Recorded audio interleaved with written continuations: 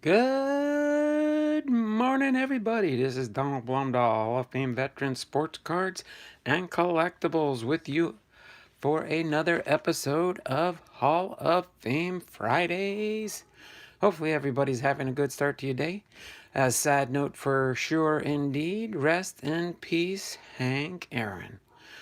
The great, the only, the very first alphabetically of the Hall of Famers, Henry L. Aaron, commonly known as Hank Aaron, passed away. Another sad day in Major League Baseball. F.J. the King, the bibster of all things wax-packed, hello. F.J. the King for Don Russ. Clayton Addison, hey, Mr. Donald Blomdahl. And then we go into the next timestamp. So let me real quick get the new entries into our January giveaway. FJ the King gets 3. The Bibster of All Things Wax Pack gets 1. And Clayton Addison gets an entry. All right. All 5 of those entries came in and chatted in the stream at 10:15. Yeah. Got to take care of something real quick here. I hear an audio feedback. Got to get my volume turned down there.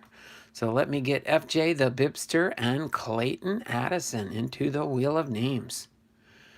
Just a little update in case we do get up to 500 entries. That'll be the max I can put on the Wheel of Names, unfortunately. So if we do make it up to the max entries, we will do something special for sure for the monthly giveaways whenever we hit 500 entries. That's massive. All the names spinning on my wheel here look like a blur. That's how hard it is. But let me and then I'll give you an update here as far as how many entries are in the wheel so far. Okay. So let's see. I got to get Clayton Addison in.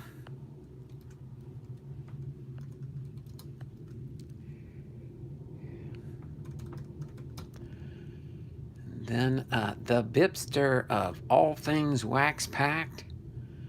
Get his entry in here. All right. And then for FJ the King, 3 entries into the free drawing. All right. Let me get these in here real quick. And then drum roll, please. Currently, right now, for the month of January, it's the most ever. We have 361 entries into the drawing today. So, this is gonna be my biggest card review for our Hall of Fame Fridays. This is episode number 11 for Hall of Fame Friday. In lieu of doing a rest in peace for Hank Aaron, I'm going to do a title update for my Hank Aaron biography. I'm pretty sure I've got a Hank Aaron biography that I did once before, but I will add RIP into the title, and we'll get that video will get reviewed again. I'm going to figure out how to do that, but it'll be shared out on my social media platform. My social media platform, of which I have over 5,000 followers on my social media platforms. So that's what we'll do there. But so far, we have 139 more spaces on the wheel for the month of January. And we've got just slightly over a week to go before our drawing there. Okay, so let's see. Let me catch up on the chat. The Bibster of All Things Wax Packed is crying because Hank Aaron passed away. John Vishman says, Donald 2024. You got the Donald part right. I don't know if it's going to be this Donald, though. The Bibster of All Things Wax Packed. Hello, Clayton. Hello. FJ the King, thank you. Kevin's car collecting and more's in the house. All right. Morning, y'all. The Bibster of all things wax pack, Donald and John for President 2024. I thought it was going to be Donald and David. I think it's going to be Donald and David. That's the way it should read, I think. Donald has a TikTok. No, I don't have a TikTok. I don't have a TikTok. I mainly have like Facebook. I have Instagram. I don't really use that much. But I do have a few things there. The Bibster of all things wax packed. Hashtag Community. Love Hank Aaron RIP. I was playing space. Donald has a tweeter. A tweeter? Donald do dances on his TikTok. Go follow. No, I don't. The Bibster of all things wax packed heart has a TikTok heart. I've already had a full day and it's still morning. My classes start at 5:45 a.m. Laugh out loud. John Fishman says, when I was talking Instagram, the last thing you wanted was your picture snapped. Oh boy.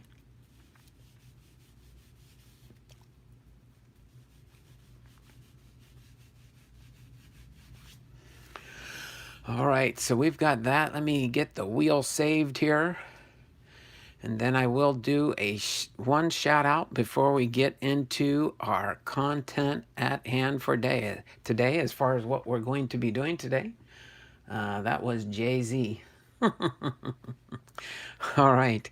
So I want to give a quick shout out to Redbeard Breaks for the love in the channel that he has showed my family this month in lieu of my mom passing away on Tuesday of this week. It seems like this week has taken forever. You know, this year has flew by so far, but then once Tuesday hit this week, it seems like everything's gone in slow motion. You ever feel like that sometimes? Things moving in slow motion? But other than that, everything else is doing fine. Everything else is doing fine. But yeah, Redbeard Breaks in his channel last night, he had a break. He had an auction. He had general chatting in the channel. But they did a fundraiser for the family to send flowers to the family. But in talking to my sister last night and then my sister this morning, I have my two sisters that are in the middle, and then my other brother is the youngest of the four. Then there we go. Yes, Bibster, that was an awesome break. So sad for Kevin, but I'm sure, hopefully, Redbeard takes care of you there, Kevin, and sends you some cards and love your way, as far as maybe some Arizona Diamondbacks or some San Diego Padres love. I heard what happened in the break last night. Don't feel so bad, Kevin. That happened to me in one of his breaks, too. Yes, Donald, it's no fun losing your mom. You will be in my thoughts of prayers. Thanks there, Aaron. Appreciate that. Oh, that's no problem. It happens. Oh, I know. It happened to me. And he did. He sent me some cards that he knew I would enjoy. And so I really do appreciate. Donald, did you get a spot in Redbeard's? No, I was too busy yesterday, FJ. I missed getting into a spot there. But in the future, I'll probably try to get into one of his spots. We'll just see how things roll along. But other than that, I just want to give a big heartfelt thank you. They did raise $110, but in lieu of using that for flowers are nice and thoughtful, but with these days of the corona, I'll just leave it at the corona. That way it doesn't sound like what's really going on, but everybody, I think, knows what's going on. Biggie Smalls, 05 White Sox. Hi, everyone. Thank you there, Biggie Smalls, for popping into the stream here this morning. We've got seven watching, 8 thumbs up. So we're going to have some fun in the channel today in a minute. But yeah, in lieu of flowers for the family, I talked to my sister, and I was not aware of this, but I figured they were probably going to do this. They ended up paying for all the costs so far that have been incurred. Give you a little background on my mom and stepdad. They were only living off of their Social Security. That's the only means of income they had, and then they were pretty much scraping it by with just under $2,000 a month to pay for their rent and their bills and things like that. Every month they were waiting for their next Social Security check to come in so they could go to the grocery store and buy some groceries and things of that nature. But I don't want to bleed you and bore you to death with my mom and stepdad's decisions they made in life. But so me, my two sisters, and I got to reach out to my brother to see if he can help out. My two sisters in the middle, they're the ones that always took care of mom and stuff. I've always sent them money when I could. When I was working, I was able to work overtime and help out with their needs sometimes. But just was able to talk to my sister and kind of squeeze the information out of her. So I'm going to use that $110.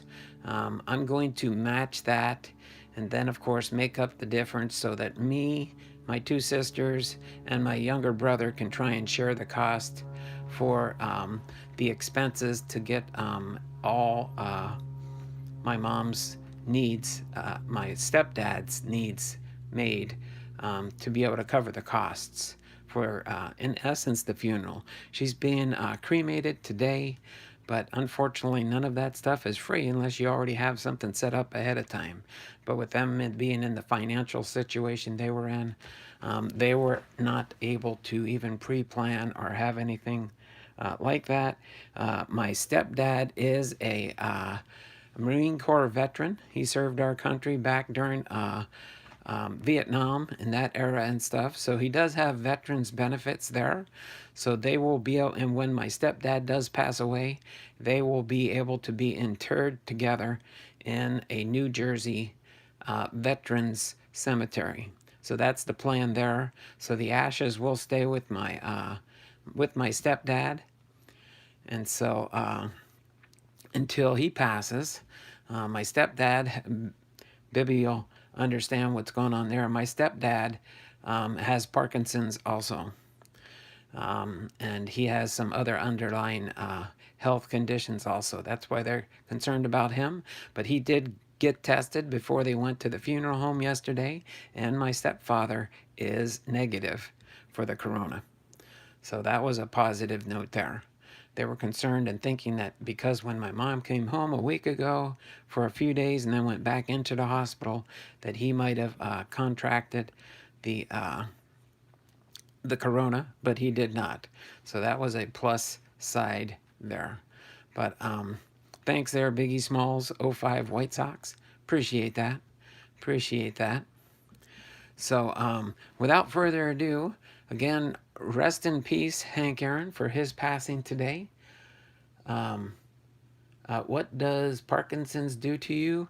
You know, when somebody's really calm and stuff like this, they can, but when they get Parkinson's, they start getting the shakes and things like this, and different things like that. But that just is the more obvious when people are doing things and they get the shakes and the jitters and stuff. Don't worry, I don't have Parkinson's. At least I haven't been diagnosed with it yet. But no, me, I just have some other underlying health conditions. That's why I have to be careful. And I didn't mean to show this, what I was doing with my hands, and in making fun of anybody. Our pastor in our church, he has the early onset of Parkinson's, just like Bibby. Bibby's got the slow aggressive Parkinson's. Isn't that what you said before, Bibby? Just kind of curious, but I think that's what you said you had, and I think my dad. Yeah, sometimes facial movements struggle, but then I remember you did tell me other things too there, Bibby, and that's why I'm praying for you all the time too. I think Bibby just drinks too much coffee. I drink a lot of coffee too. I had 2 cups this morning just to get me going. But RIP for Hank Aaron, and for our content for today, we're only going to be mainly doing 2 things. But as you can see, I have more than one Craig Biggio card here. Craig Biggio. Jeff Bagwell. Biggio's a little bit later in our Hall of Fame Fridays. But I do have a bunch of Jeff Bagwell cards here. In case you're wondering, we're going to preview all these, and every one of these is a different Bagwell card. Out of my Hall of Fame collection, this is the first in the lower end of the alphabet that I have the most cards for a Hall of Player in my Hall of Fame collection. Just so you do know there. And then, so we'll be doing his biography first. We'll go through highlighting the different cards I have for Jeff Bagwell here. And then after that, we'll get into Bibby's package, part 3B and part 4B. And part number 6, this will put us at the halfway mark of Buff Bagwell. Buff is the stuff. Very underrated.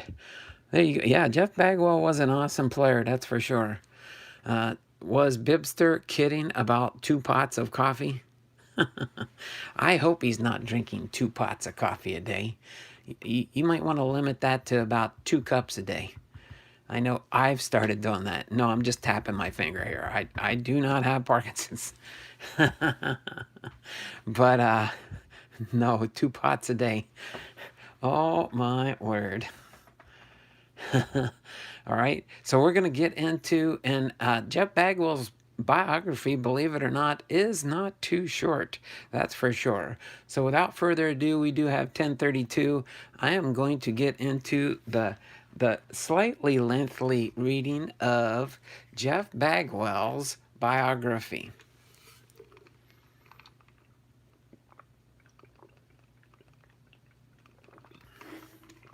Let me get a sip of water here. Let me do a refresh on the chats real quick, just so I know where I left off when I'm taking some intermission breaks between maybe paragraphs or sections of the biography as I go through it. Okay?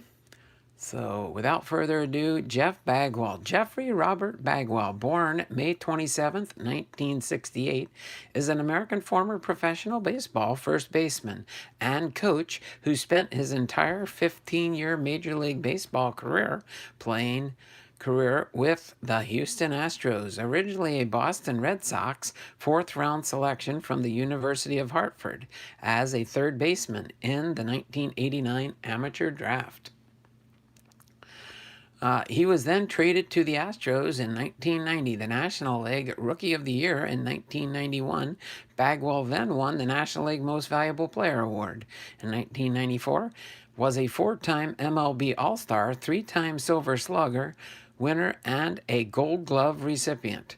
Forming a core part of the Astros lineup with Craig Biggio, given the epithet Killer Bees, Houston finished in first or second place in the National League Central Division 11 of 12 seasons from 1994 to 2005. They qualified for the playoffs 6 times, culminating in Bagwell's lone World Series appearance in 2005. He was elected to the Texas Sports Hall of Fame in 2005 and to the National Baseball Hall of Fame in 2017.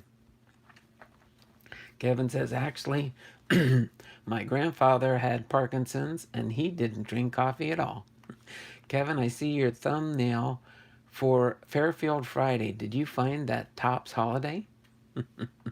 Yeah, I unfortunately haven't been able to find any Topps holiday without spending an arm and a leg for it. So hopefully you found that at a local store and not at the Skypers.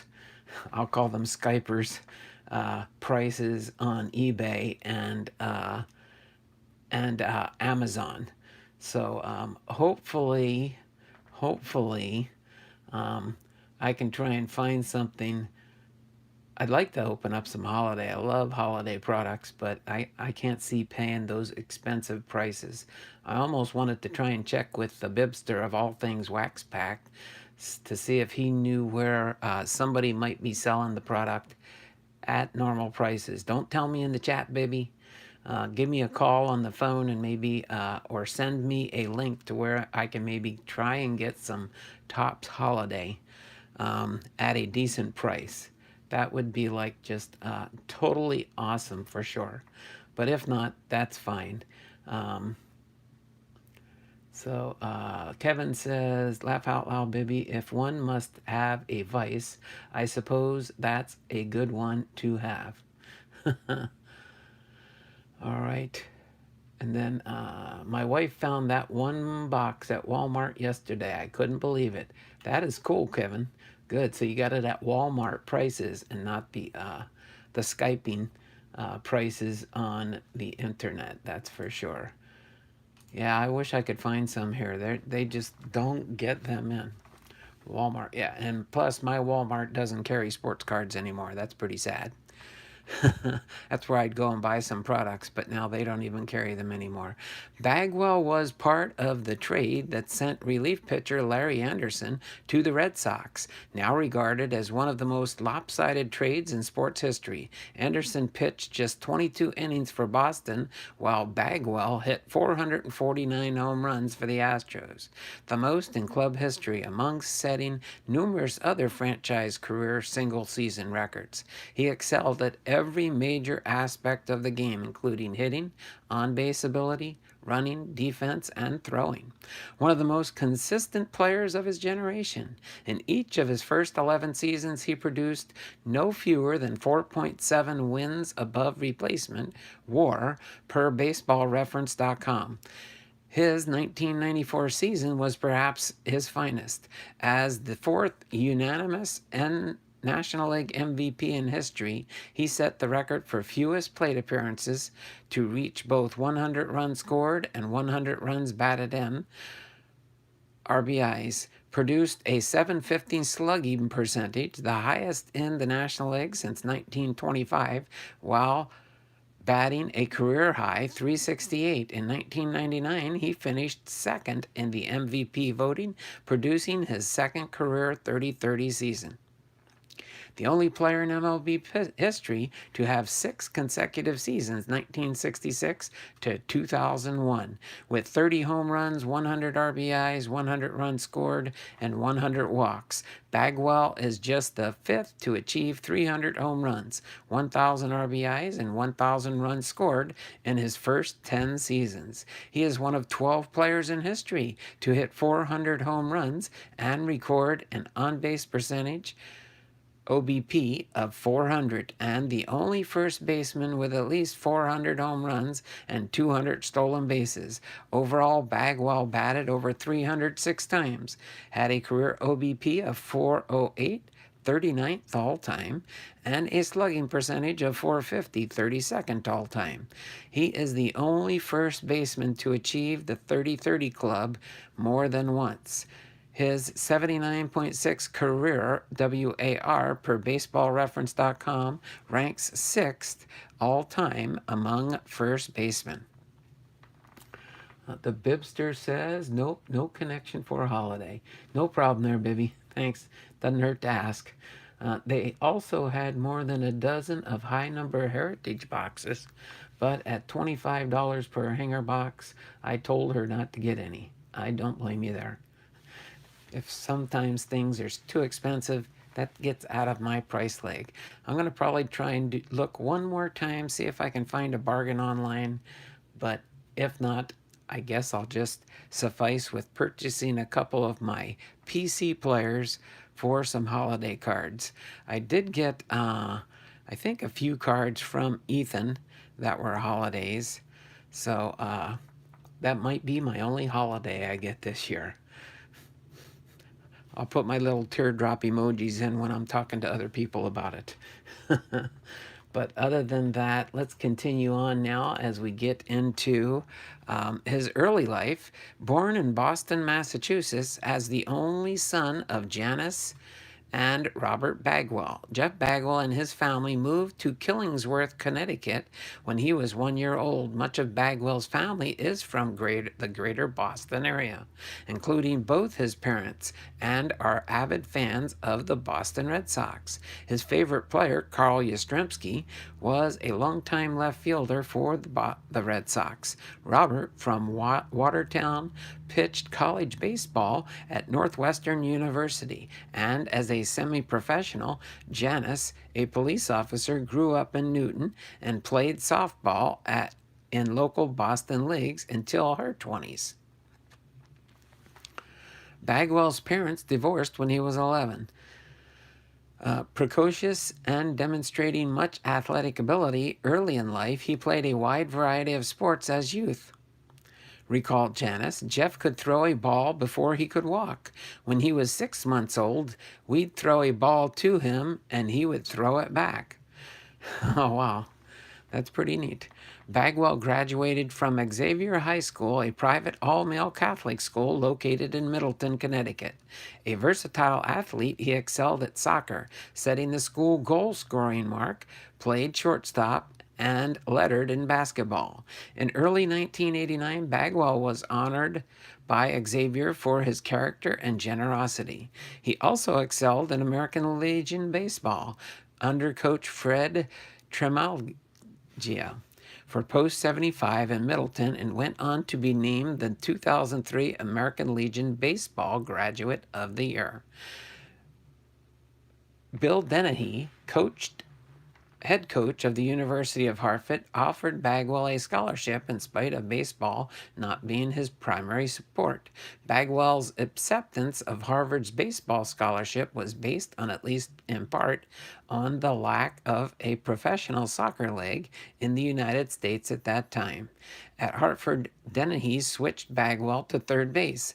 Over 3 seasons playing for Hartford, he batted .413 and 400 at-bats, a school record and, for a time, New England collegiate record.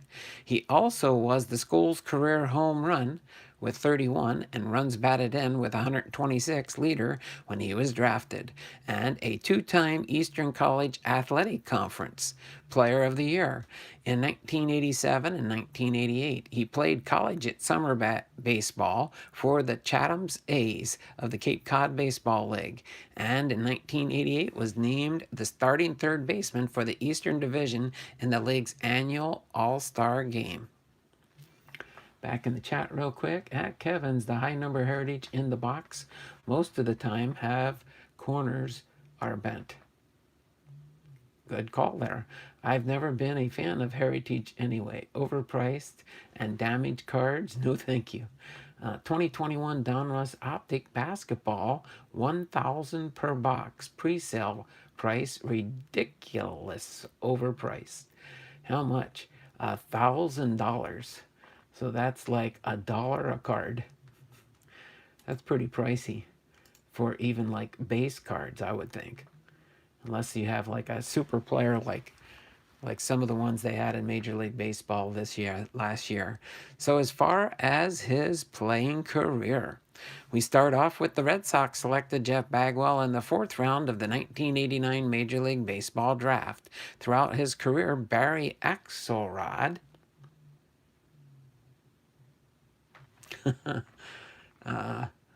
served as his agent. For his first professional assignment, the Red Sox appointed Bagwell to the Winter Haven Red Sox of the Florida State League in 1989, where he batted .310 with 2 home runs. In 1990, while playing for the AA New Britain Red Sox, Bagwell won the Eastern League Most Valuable Player Award.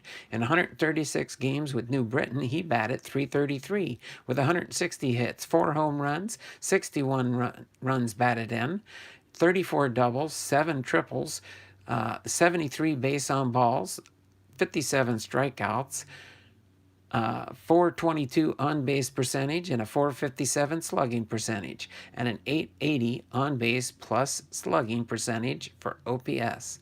He finished his first He finished first in the league in hits and doubles, second in batting, OBP and OPS, fourth in base on balls, fifth in slugging, ninth in runs scored, and 10th in RBI.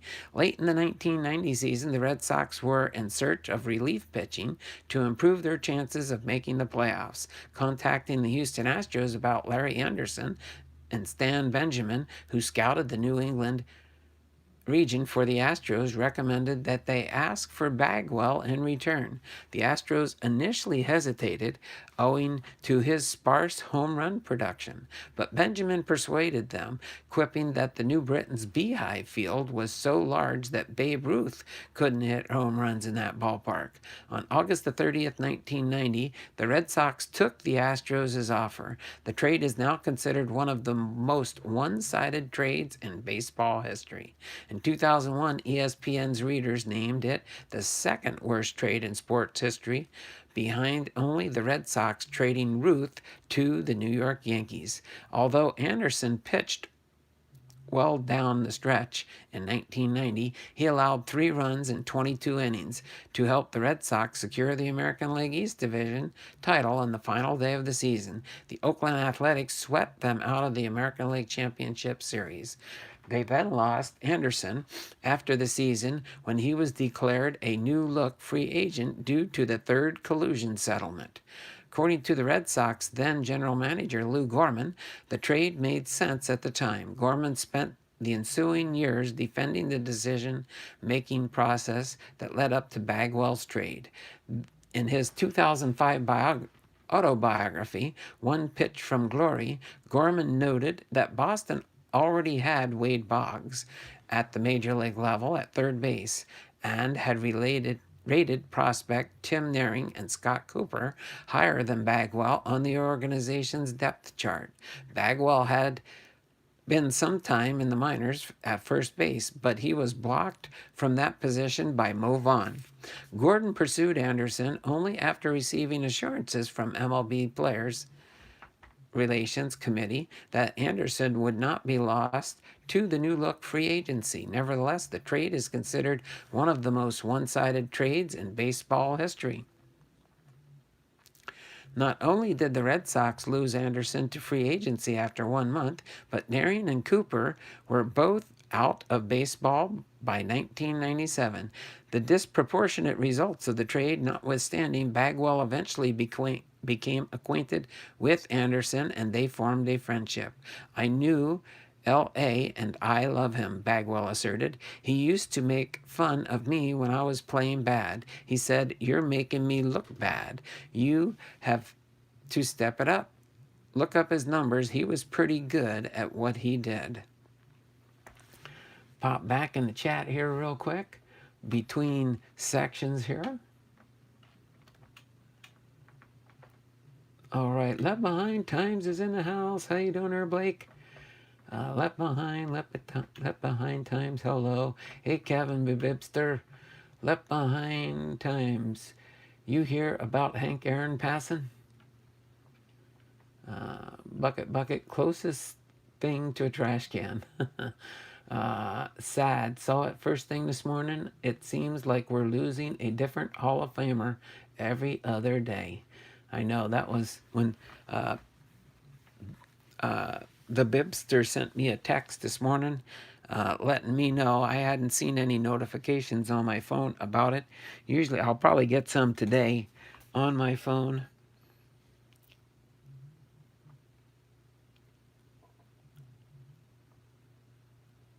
Sorry, I was just checking something really quick here.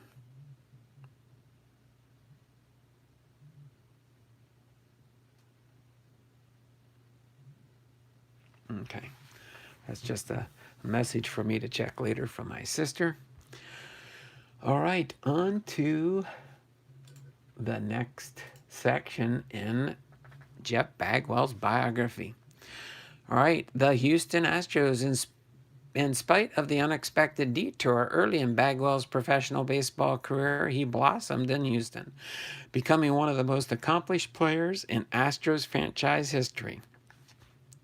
He spent his entire major league career in a Houston uniform, and along with teammate Craig Biggio, in their 15 seasons playing together, were a prodigious offensive and defensive unit known as the Killer Bees, synonymous with the Astros throughout the 90s and into the 2000s. During their 10 peak seasons from 1994 to 2003, they appeared in 9 All-Star games, won 5 Gold Gloves, ranked in the top 5 of the most valuable player award voting 5 times, and averaged 226 runs scored. They totaled 689 home runs, 2,485 RBIs, 3,083 runs scored, while the Astros advanced to the postseason 6 times. With an exaggerated and unusual batting style, Bagwell waited for each pitch in a low crouch, with legs wide open and knees bent nearly 90 degrees, appearing as if he was sitting on an invisible bench. He stepped back with his front foot as he began his swing. Next, he would rise from his stance and rotate his hands with the bat forward into his powerful uppercut swing. The wide stance keeps him from overstriding, Joe Torre observed, which can be your biggest problem when you're trying to hit for power. The low crouch also shrunk his strike zone, allowing him to walk more often. Standing 6 feet tall, 72 inches, and weighing 195 pounds, he did not present the image of an imposing home run hitting giant that would cause pitchers to be very careful when he batted after he began his major league career. Enough have passed on now that they could make a modern day remake of Field of Dreams. Kevin, I agree with Field of Dreams 2.0 movie. There we go. That is awesome. All right. So on to Left Behind Time says they're definitely having a heck of a game in heaven. That's for sure. I'd like to be there for some of those Hall of Fame games in heaven. That would actually be a neat idea. Hashtag card community love. Yes, sir, Left Behind. All right, let me get into the next section here. Rookie of the Year Award and early career from 1991 to 1993. The Astros invited Bagwell to Major League Camp in the spring of 1991. Bagwell, expecting for the club to assign him to their AAA affiliate, Tucson, enthused them with his play because they too already had an established major leaguer at third base, Ken Caminetti. They approached Bagwell about shifting to first base, which he accepted. Having not previously played the position as a regular, Bagwell received a crash course playing minor league games in the morning and Astros games in the afternoon until opening day. Observed the Sporting News, rookie Jeff Bagwell never played first base before this spring, but the position is his to lose. It's up to his bat. Thus, Bagwell made the Major League club without an assignment to AAA, making him the uncommon jump from AA to the majors, and made his Major League debut on opening day on May 6th. He hit the 9th ever upper deck home run at Three River Stadium off Bob Kipper in a 7th inning pinch hit appearance, estimated at 456 feet. Bagwell hit .350 in September, and he finished the year hitting .294 with 15 home runs and 82 RBIs while leading the Astros in several offensive categories. He was named the 1991 National League Rookie of the Year, the first Astros player to win the award, Baseball America's Rookie of the Year, the Sporting News Rookie of the Year, and postseason All-Star, and on the Topps Rookie All-Star team. Bagwell's power hike piqued the curiosity of many baseball observers. In 2 minor league seasons from 89 to 90, he had managed 6 home runs in 932 at-bats, a ratio of 155 at-bats per home run. at bat versus home runs, with 15 home runs in his first year in Houston. That average shrunk to 36.9. He also exhibited extraordinary plate discipline for a rookie, while ranking 10th in the league in walks with 75. His OBP placed 5th at 387. Of the power surge, commented Bagwell to hitting coach Judy Jermillo. That's awesome, to which he reacted, awesome.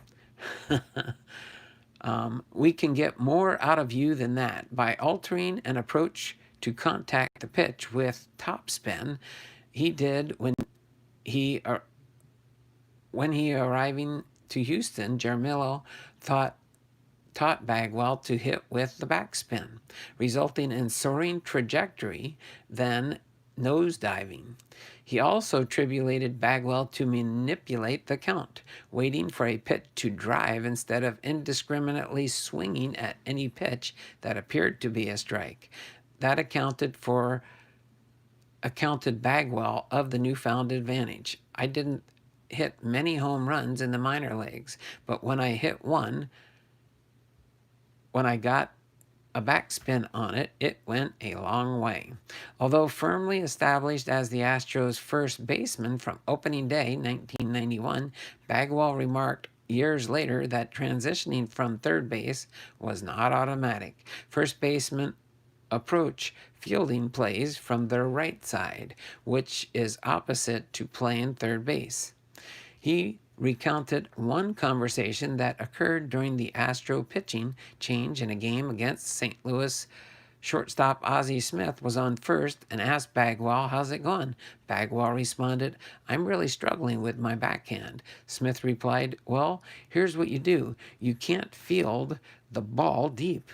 You have to get out in front of it," remarked Bagwell. "I was basically being given a lesson from Ozzie Smith at first base during a pitching change. It's pretty cool." The next year, Bagwell hit .273, driving 96 runs with 18 home runs. In 1993, the Astros improved to a third-place finish in the National League division. And in mid-September, Bagwell was hitting .320 with 20 home runs and 88 RBIs. However, a pitch from the Philadelphia Phillies, Ben Rivera, broke the fourth metacarpal bone in Bagwell's left hand, ending his season prematurely. It was the first 3 successive seasons that ended early or was interrupted due to an incoming pitch breaking the same bone in that hand. His tendency to dip just before starting to swing made his hand more vulnerable to being hit by inside pitches. His .320 average was 6th in the National League. In February of 1994, Bagwell and the Astros agreed to a 1-year contract with $2.4 million base salary. U.S. dollars today would be equivalent to $4.2 million today. All right, let me pop in the chat real quick. Nothing new. That is fine. So, unanimous selection for the Most Valuable Player Award. The most productive season in Bagwell's professional career was the strike-shortened 1994 season, which set several franchise records. On opening day, April 4th, against the Montreal Expos, Bagwell hit the game-tying home run while going 3 for 6 as the Astros won a 12th inning walk-off. For the month of April, he batted .360 with 6 home runs and added another 6 home runs in May. In June, he hit 13 home runs, establishing an Astros franchise record for 1 month. While batting .394, 11 doubles, .455 OBP, a .899 slugging percentage, and a 1.354 OPS. On June 24th, he hit 3 home runs against the Los Angeles Dodgers at the Astrodome, 2 in the same inning in a 16-4 rout, becoming the first Astro since Glenn Davis in 1990 to do so. He was the National League Player of the Week for consecutive weeks on June 19th and June 26th, and the National League Player of the Month for June, his second career monthly award. Bagwell played in 110 games in the 1994 season, batting .368 with a .750 slugging percentage, 1.201 OPS, 39 home runs, 116 RBIs, 104 runs scored, 300 total bases, 213 adjusted OPS plus, and 400 at-bats. He led the major leagues in slugging, OPS plus, RBIs, and total bases, and the National League runs scored and OPS, but fell short of winning the Triple Crown, finishing second to the batting title to Tony Gwynn, who after batting .394 had the highest average in the major leagues since Ted Williams in 1941. Bagwell finished second in home runs to Matt Williams, who hit 43. All right, Bagwell set the record for the fewest plate appearances in a season, reaching 100 of both runs scored and runs driven in, and became the first National Leaguer to finish first or second in batting average, home runs, RBIs, and runs scored since Willie Mays in 1955. His .750 slugging at the game time ranked his seventh best ever and was the highest by a National Leaguer since Rogers Hornsby's in 1925 with a .756. Further, at a time in National League history, the .213 OPS plus trailed only by Hornsby's 1924 season of .222 OPS plus for the second highest ever. The 116 RBIs in 110 games qualified him for the 13th highest ratio in history.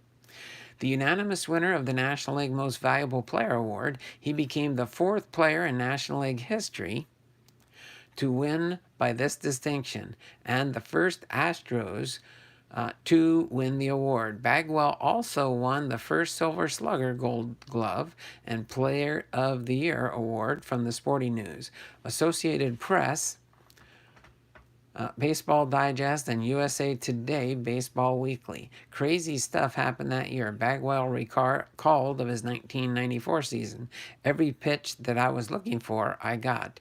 And when I got it, I didn't miss it. The Astros and Bagwell agreed to a 4-year contract on November 23, 1994, worth $27.5 million US dollars, which would equate to about $47.4 million today. With the 3 option years, the average annual value of $6.87 million, $11.9 million today, made him the 5th highest paid player in the majors. All right.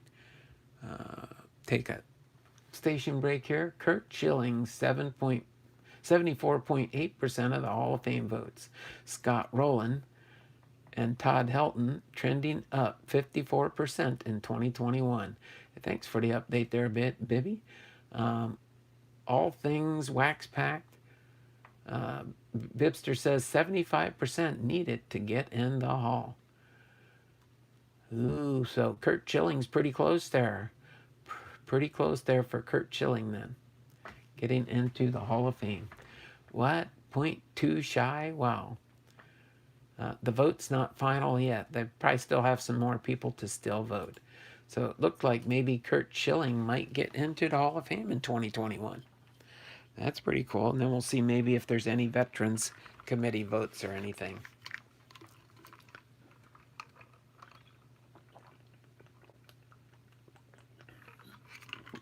I'm sure Bibby can keep us informed in those stats.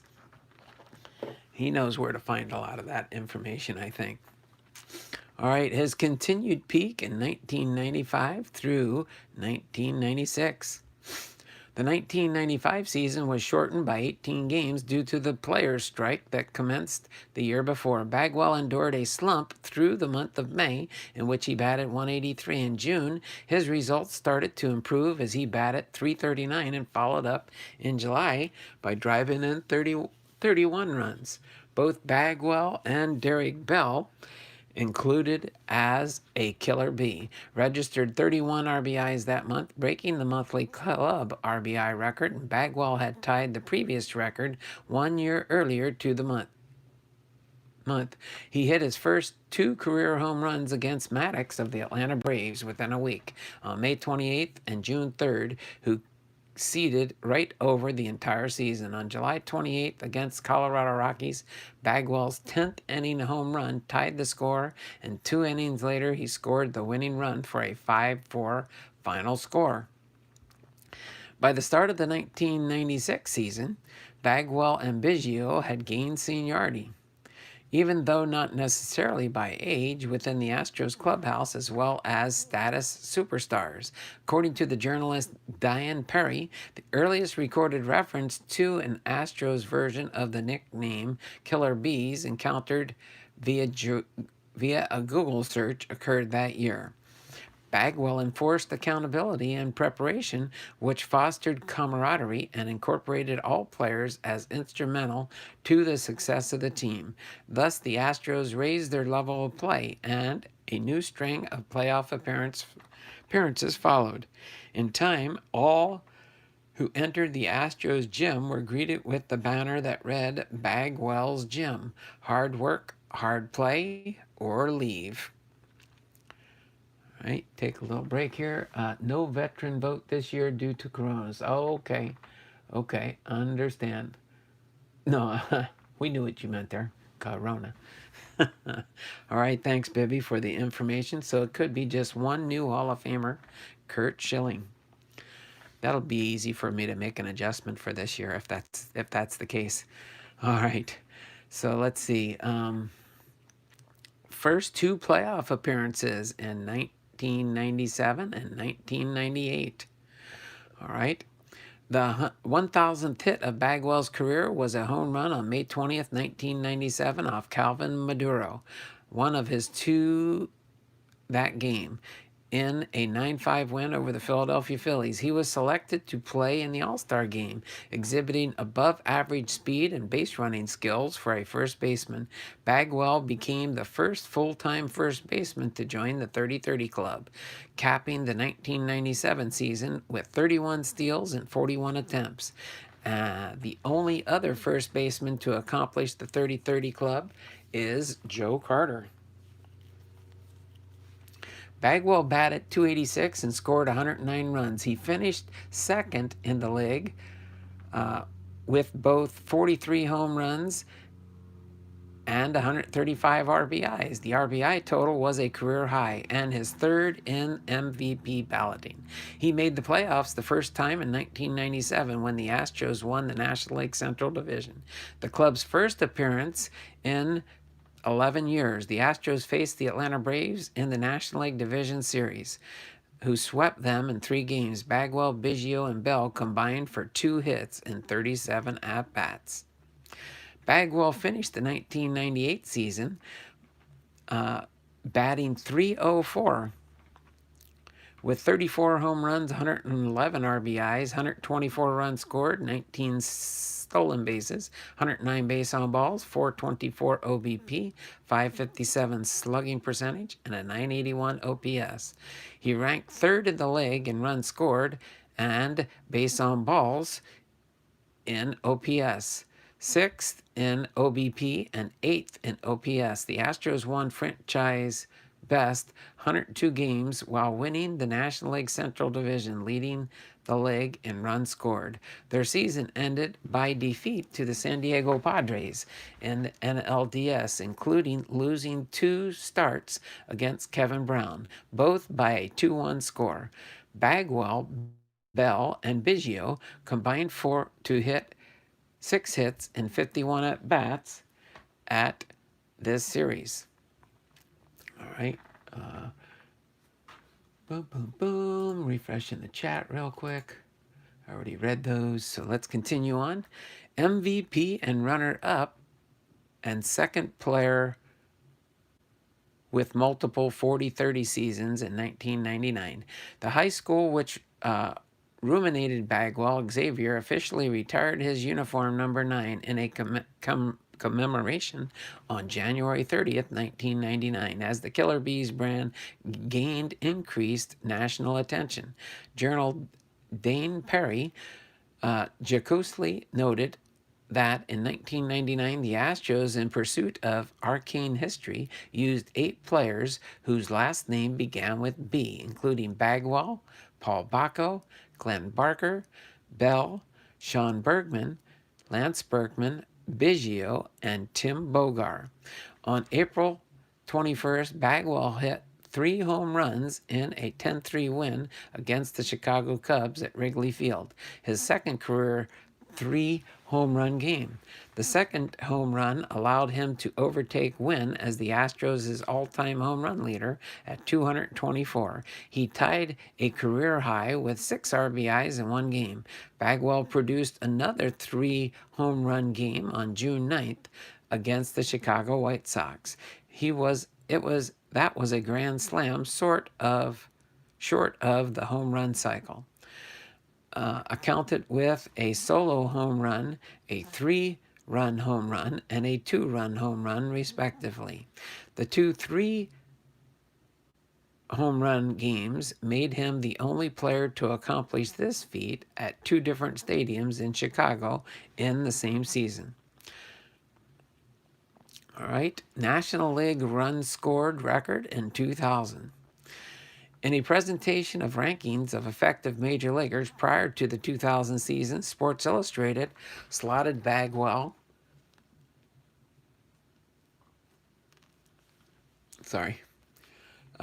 among position players behind Ken Griffey Jr., and the Sporting News placed him 6th among all players, including pitchers. Bagwell christened the team's 2000 move to Enron Field, later named Minute Maid Park, with the stadium's first ever hit and first 2 home runs driven in a 6-5 exhibition victory over the New York Yankees on March 30th.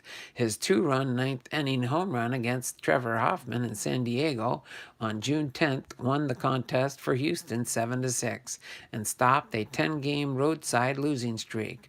On August 14th in Philadelphia, he homered twice and tied a club record with 7 RBIs in a 14-7 win, shared by Rafael Ramirez and Pete Incaviglia. 5 days later, against Milwaukee, Bagwell again homered twice for the 299th and 300th of his career. The second home run broke an 8th-inning tie to give Houston a 10-8 win. He joined Hank Aaron, Joe DiMaggio, Frank Robinson, and Ted Williams as the 5th player in Major League history to record 300 home runs, 1,000 RBIs, and 1,000 runs scored in his first 10 seasons.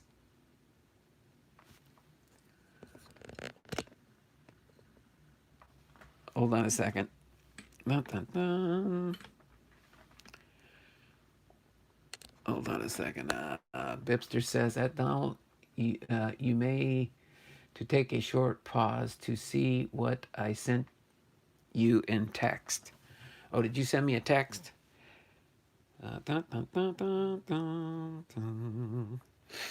Okay. Whoa.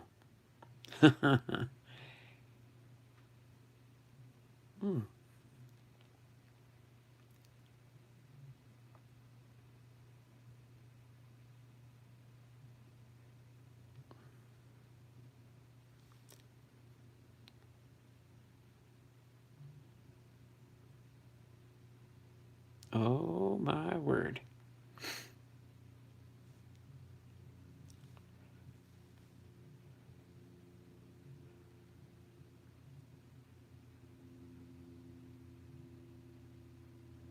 Thank you, dear Bibby. You just made my day.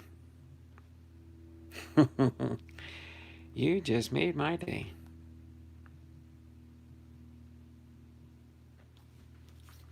Appreciate that, Bibster.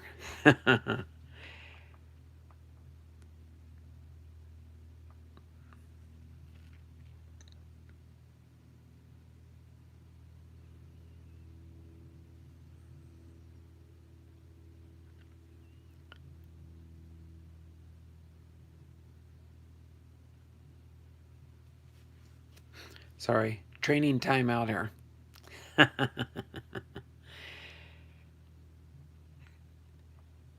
All right.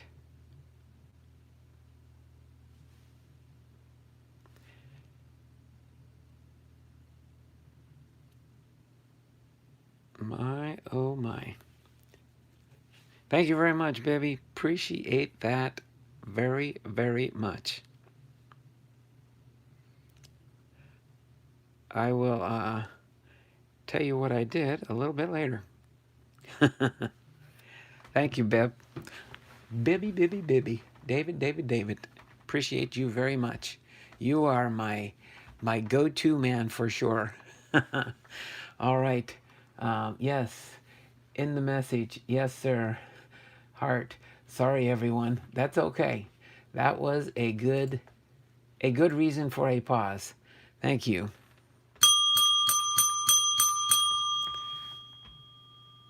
Purchase made, in case you're wondering. Appreciate that, Bibster. All right, sixth consecutive season of 30 home run, 10 RBIs, 100 runs scored, and 100 base on balls, 2001. With a triple on May 7th, 2001 against Chicago, Bagwell achieves the 700th extra base hit of his career. For the second time in his career, he reached 7 RBIs in a game, again tying a club record at Kansas City on July 7th.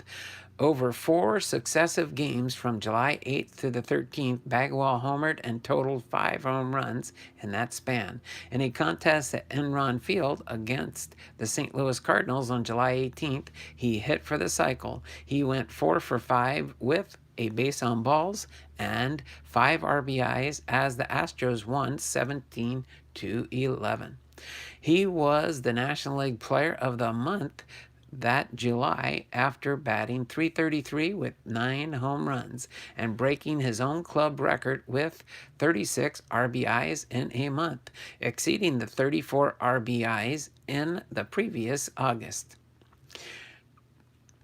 While hitting his 32nd home run on August 19, 2001 against Pittsburgh, Bagwell collected his 100th RBI. It was the 6th consecutive season he reached at least 30 home runs and 30 RBIs, making him the 8th player in MLB history to achieve such a streak and the only Houston Astros player to do so. Other milestones from 2002 to 2003. Ken Delay Field.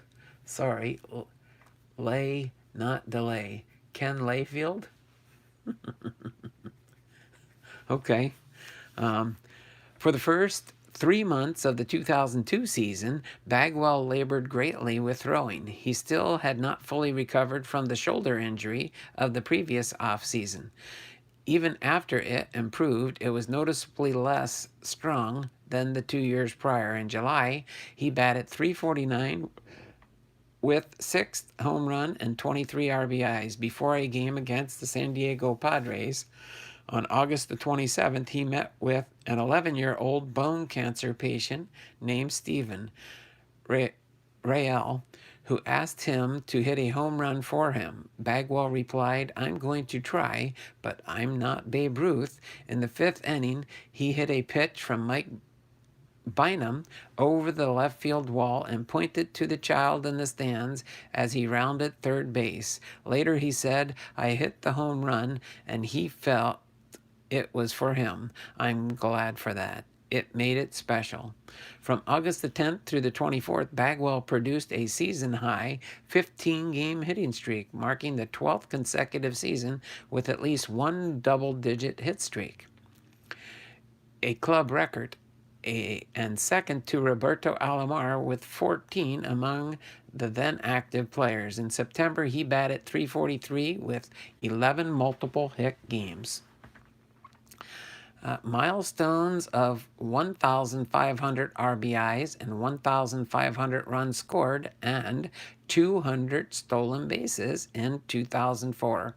When he hit his 6th career Grand Slam against Milwaukee on April 9, 2004, Bagwell tied a club record. He recorded his 200th career stolen base on August the 30th against Cincinnati to become the 10th player in MLB history to reach that plateau while hitting 400 home runs on September 18, 2004. Bagwell collected his 1,500th career RBI with a single in the third inning against the Brewers. 2 innings later, he homered for his 1,500th run scored, becoming just the 29th player in MLB history and first Astro to reach both milestones. Bagwell finished with 27 home runs, stopping a streak of 8 consecutive seasons with at least 30, but extending a streak of 12 with at least 20. Health issues and World Series drive in 2005. In February 2005, Bagwell and Biggio were jointly inducted into the Texas Sports Hall of Fame. Shortly after the 2005 season began, the chronic arthritic condition in his shoulder that had begun in 2001 finally sidelined him, rendering him inactive for 3/4 of the season. The former Gold Glove winner was now subjugated into a defensive liability with severely restricted throwing ability, forcing him to push the ball instead of throwing it. Teams began taking advantage of this defensive increased weakness. Once possessing great ability to throw out the lead runner at third base ahead of bunt plays, Bagwell found it difficult to practice with other infielders between innings. Concurrently, Bagwell's offensive production suffered and pressure mounted on Astros management to bench the perennial all-star. The club had started the season with a 15-30 win-loss record. He hit the last major league home run against Maddox on April 29th, tying him for the most against any pitcher with 7. Bagwell continued to play through the pain until going 0 for 5 in a loss to the Pirates on May 4th. It became so unbearable that he asked manager Phil Gardner to remove him from the lineup the following day. He had just hit .250 with 3 home runs and 88 at-bats. The Astros placed him on the disabled list a few days later, and shoulder surgery followed. All right, let me take a pop in the chat here real quick. Oh, get out of there. Old CEO of Enron. Paul O'Neill once hit 2 home runs for me when I was in the hospital. At John Jim Thorpe update. Didn't hear back yet, Bibby. Home was listed 2 days and has 1,000 views. Boop, boop, boop. I didn't have a realtor, so the lady representing both of us, so she will get a bigger cut. Haha. I know how that goes in real estate sometimes. All right. So, comeback attempt and retirement. On January 23, 2006, the Astros indicated that they would file a claim on an insurance policy on Bagwell's health to collect approximately $15.6 million of the $17 million in salary owed to him for the 2006 season.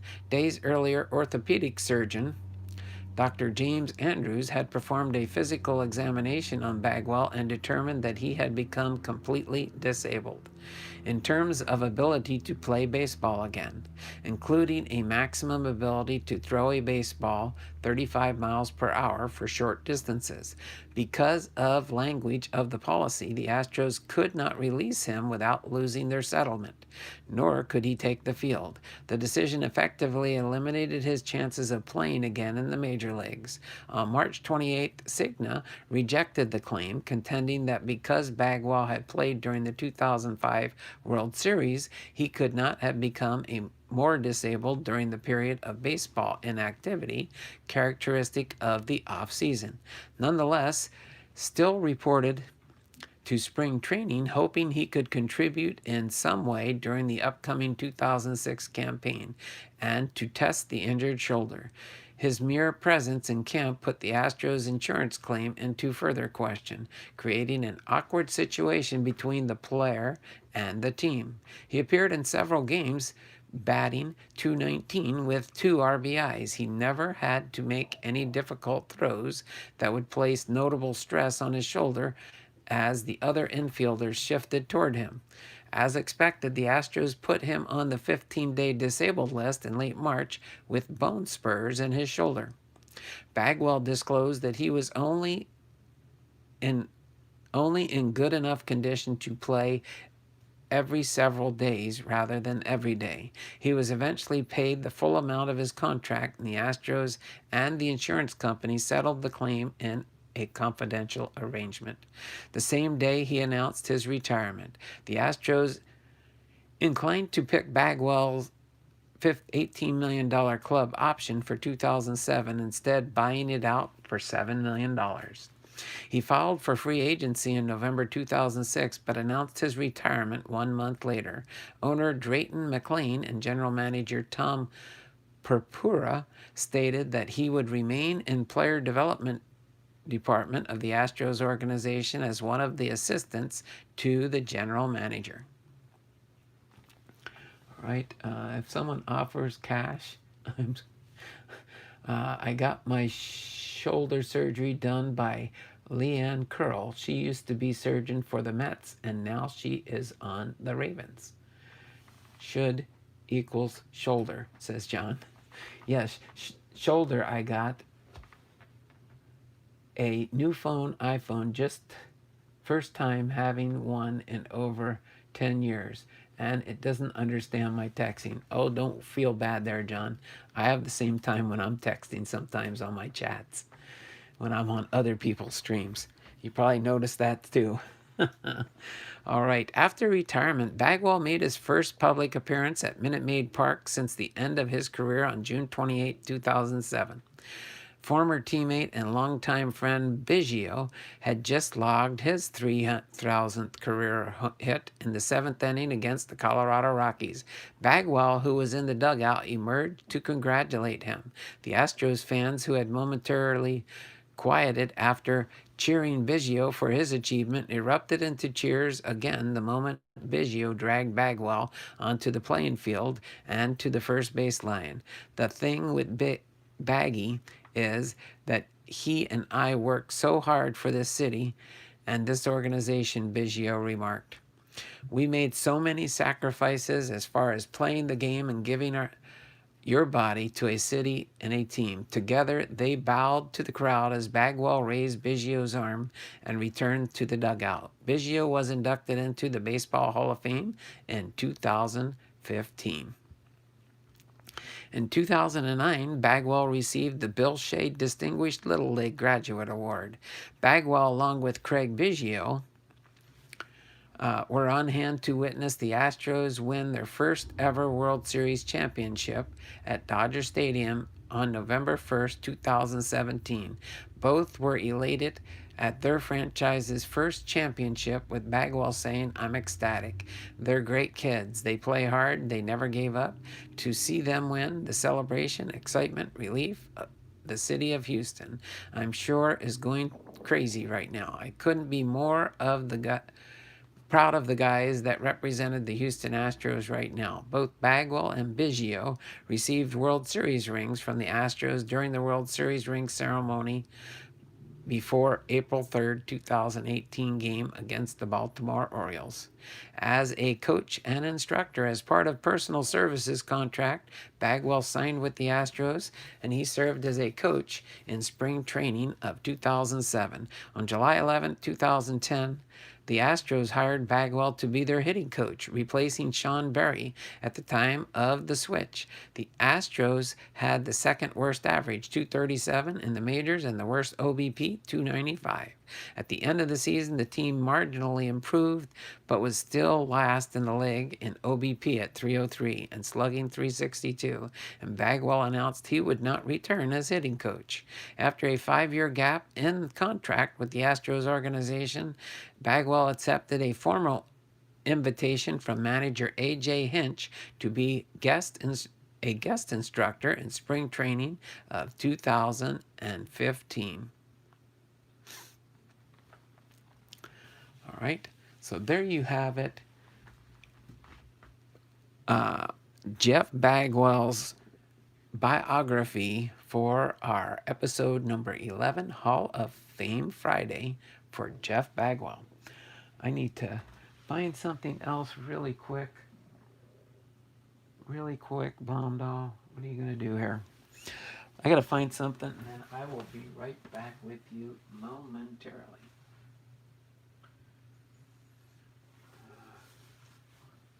Okay, yeah, I think I can use this one. I got to just find another container I can use temporarily here. Don't fall now, guys. There we go. Thank you. I think I can use this one. It's not as tall as this one, but I think it's the same size-wise. Yep. Okay. I can use that. Let me, I got to fix my phone cord here and get it out of the way. Okay, there we go. So pardon the camera if it bounces a little bit here as I readjust things. I'm going to see if I can do, Bibby's getting kind of neat when he shows his cards and stuff. So I'm trying to see how I can, if I move these here, I think I can do this. All right, as I go through these cards, I will, actually here, let me back this up here. Let me see if I can zoom in on this real quick. There we go. That way I can have them at an angle. And yeah, you can kind of see the back. We will be doing Bibster's family mail call right after we review my Jeff Bagwell Hall of Fame card collection. Okay, so I'll pull these out really quick and kind of show them to you. You'll see them in here. I'm just going to bring this one a little bit closer because it is a token. This is from the 1997 Pinnacle Mint Collection. It's just I did not have a Bagwell card for this one. So that's why it's that by itself. Donald was bad. He had put the Santa Cal away. Nice guys never die. They just fade away. Let me do a refresh on the chat here so I know I'm Andrew Jones, potential player bio in the future. I could probably do that there, left behind. Send me an let's see. Let me see. Do I have my list here? Let's see. You said Andrew Jones. Let me check really quick while we're here. Let me check really quick. Let's see. Andrew Jones. Yeah, let's see. I did Chipper Jones. So I could add Andrew Jones. Hold on a second. Let me do that really quick there. While we're on the thought process, that way you don't have to send me training time out for Blake. Andrew Jones, right? A-N-D.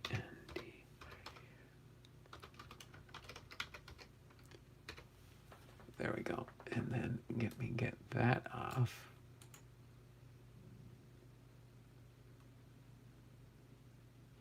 Let's see. No, I gotta do that up here. Training timeout for just a split second here. Take that off. Okay. Let me save the file. All right, I've got Andrew Jones on my list. There, Blake. Let me save the file in case something happens to my computer. I don't lose it. Save a copy. Sorry for the brief interruption here. I got to do this now or I will forget to add him onto the list. So there we go. I've got Andrew Jones in there for you there, Blake. Just so you do know. I've got Andrew Jones in there.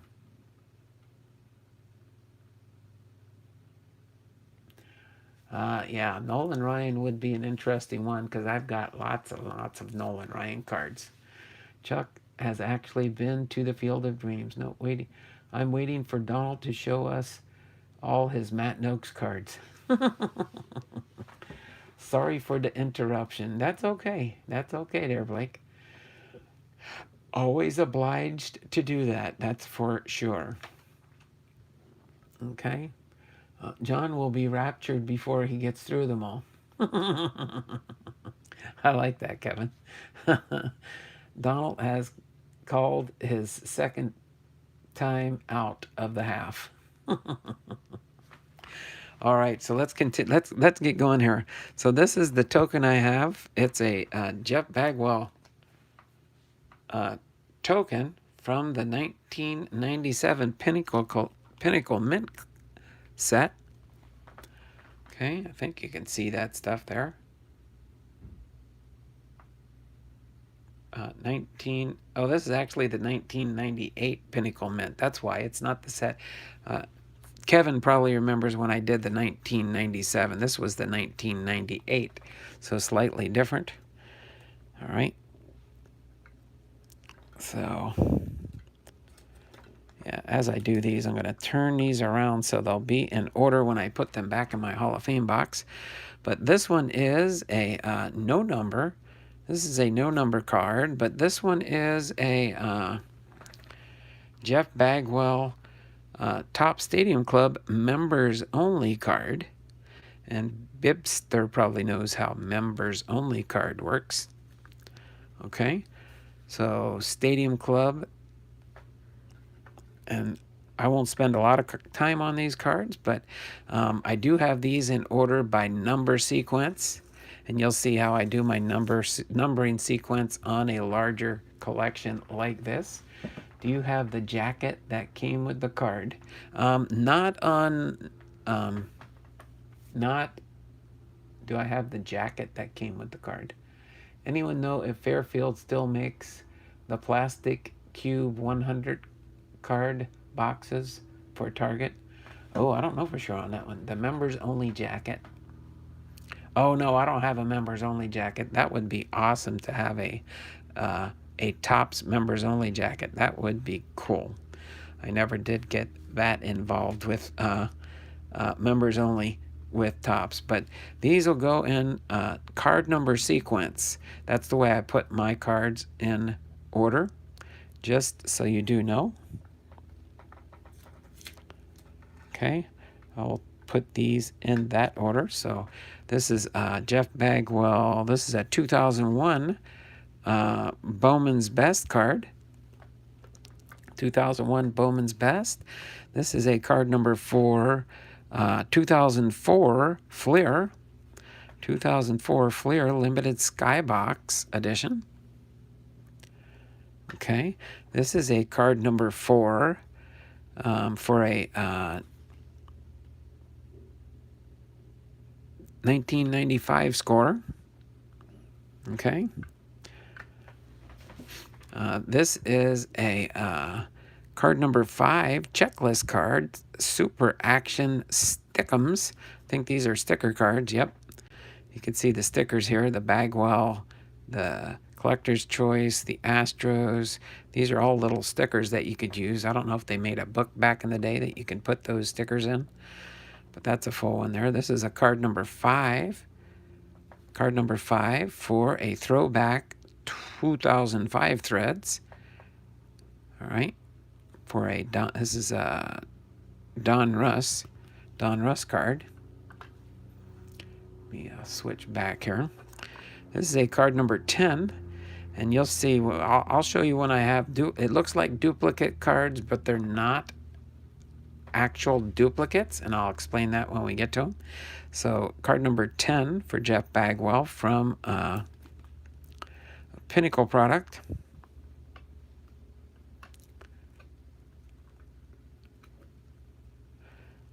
This is another card number 10.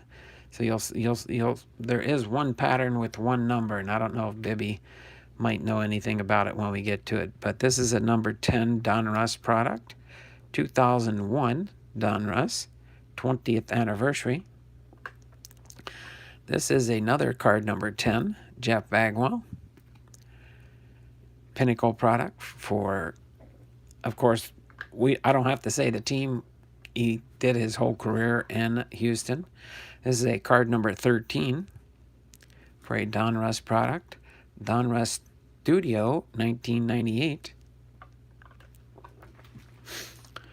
All right, this looks like a duplicate card, right? Looks like a Fairfield duplicate from the back here, right? This looks, oh, you know what? Let me zoom back out since I decided to do this a different way. This looks like a Fairfield double. But wait until I turn it around. You'll see that it's not a true double. One's a regular one and one's a variation. All right. So Bibby probably knows how these work, but still Fairfield, right? I thought they used Ultra Pro boxes. It's been a while. So there's the difference in these two. You have the regular card, which is a kind of like a reflective card, and a gold card. I don't know if you call that a gold card, but the Bowman is in gold. But the back is the same back on the card, but the front is different. I think I've got a few situations like this one. But awesome, awesome, awesome there. So that makes it two different cards in the collection, if you kind of understand what I'm talking about there. All right, then we have a card number 17. Card number 17 for a Donruss Elite. Okay. Then we've got a card number 18, a 2004 Fleer. 2004 Fleer. Actually, I guess I can. There, I'll pull that in a little bit so you can see the card. 2004 Fleer. Then we've got a card number 19. Card number 19.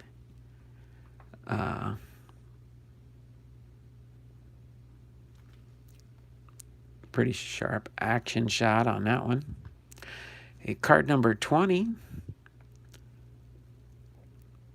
Card number 20 for a Donruss. First base. Has a little insert here. Card number 22.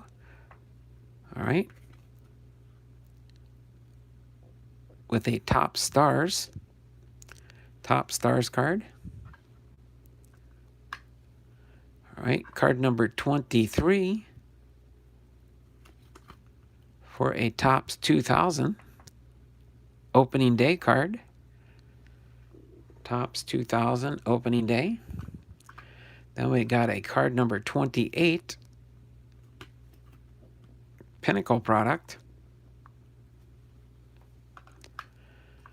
We've got a card number 28 Series 1. You can see on the back here. Leaf product. Card number 29. Pinnacle product here. Zenith Pinnacle, Jeff Bagwell. I don't even need to say the name. We know they're all Jeff Bagwell cards. This one also is a, it's harder to see the number, but it's right there. Card number 29. Okay, it's a die cut card. Holographic card. Jeff Bagwell for a Upper Deck SPX. Okay. Card number 31 for an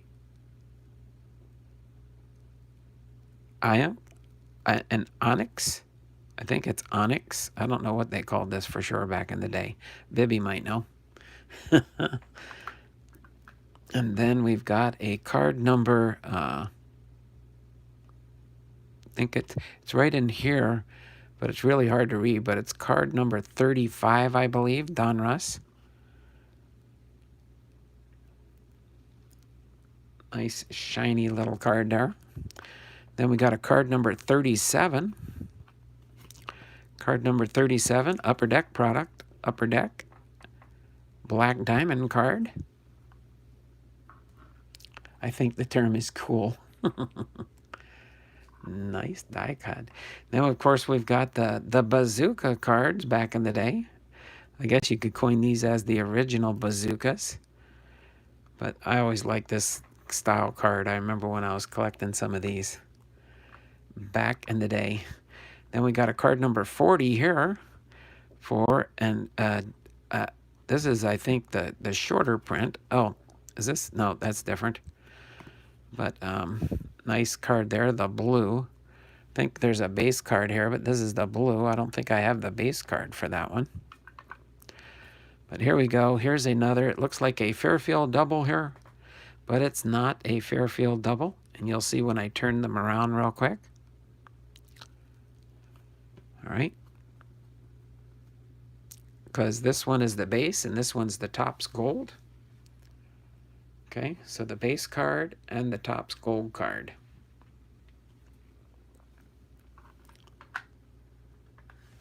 Oops, that's okay. I think I've got enough in here now to where we'll see if it don't fall forward. All right, this one is card number 43. 43, triple play card. All right, triple play Bagwell. This one is card number 45. All right, 2000 Topps. Another card number 45. I think this is the run here, Bibby. I wonder why they have so many different 45s of Jeff Bagwell, but this is a black diamond card. Nice, colorful card for sure. All right, black diamond, upper deck. Another card 45, number 45. This one is Pros and Prospects for the Houston Astros, National League Central. Here's another card 45. This one is Donruss Champions for 2005. Then next we have another card 45 with the Bagwell Fleer 2000. All right, Fleer Tradition. Another card 45. Jeff Bagwell. This one's a red. It has the gold signature on it. Has the gold signature on it. Okay. Next we have card 47. The Bowman. Okay. Next we have card number 50. Jeff Bagwell. This is the 2002 top set that we've seen in some of the newer products with the throwback years. Card number 54 for a Leaf product. Okay. Then we've got card number 57. This is an earlier card for Fleer. It looks like it's got his major league. This is like his second year card, I think, second or third year card. All right. Then we've got card number 70 here as we continue down through the box here.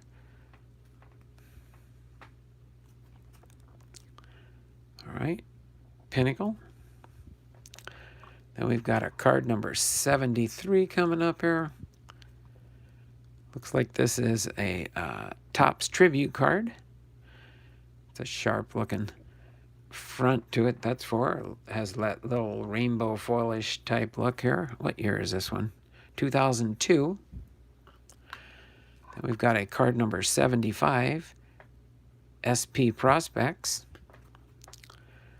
All right. SP Prospects card.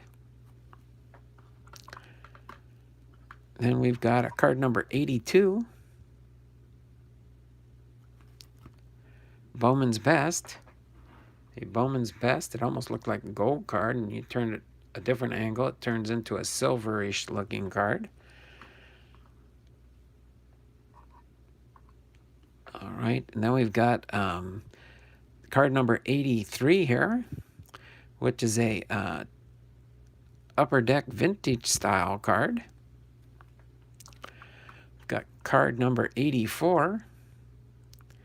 This one has it has like a, you'll see the design when I turn it over here. 84 Ovation.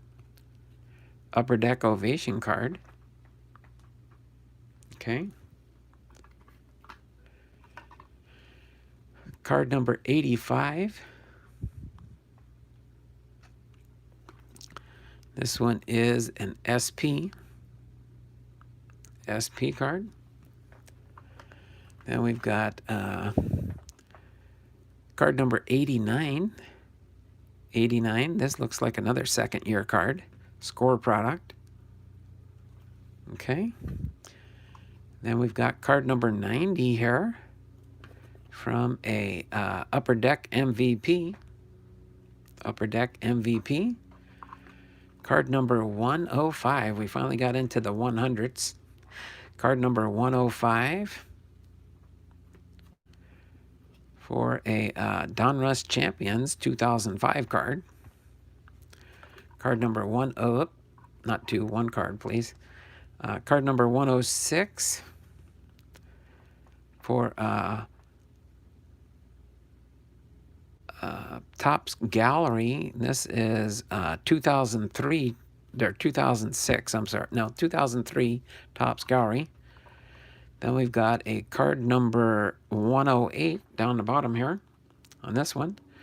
This is a Topps Stadium Club card back in the day for, again, a 1994 Topps Stadium Club. Then we've got card number 119, 1995 Leaf. Kind of another one of those shiny cards. Card number 125. Did you know? Collector's Choice. 1996 All-Star. Then we've got card number 130. Card number 130. Seventh inning sketch with the dugout access card. Then we've got a card number 135. This looks like another Topps Gallery card. Yep. Impressions.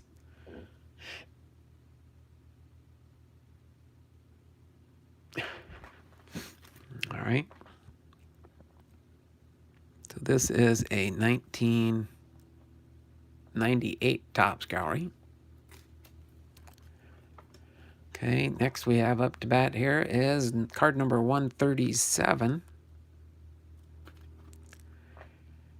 All right, infield fly roll, Pinnacle Inside. Card number 138, stat leaders. It's like a checklist card here. 1994 stat leaders. All right, for Collector's Choice, Upper Deck. Card number 150. All right, card number 150 for a Jeff Bagwell here. Card number 151. This is the, I think, 96 Pinnacle. I remember collecting this set that year. The 1996 Pinnacle, the Naturals.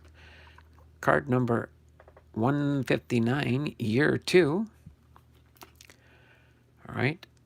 This is the Ted Williams set here, Dawning of a Legacy, Jeff Bagwell. This is a card number 166, checklist number 1 of 5, Sports Flicks, for none other than Jeff Bagwell. You can see the Bagwell on his jersey there. All right. Card number 167 for a Topps product. Topps Stadium Club for, what year is this one? I think 2000 Topps Stadium Club. Card number 171 for a Donruss product here. This is the Donruss Champions 2005. Card number 183. 183 MVP card, Bowman.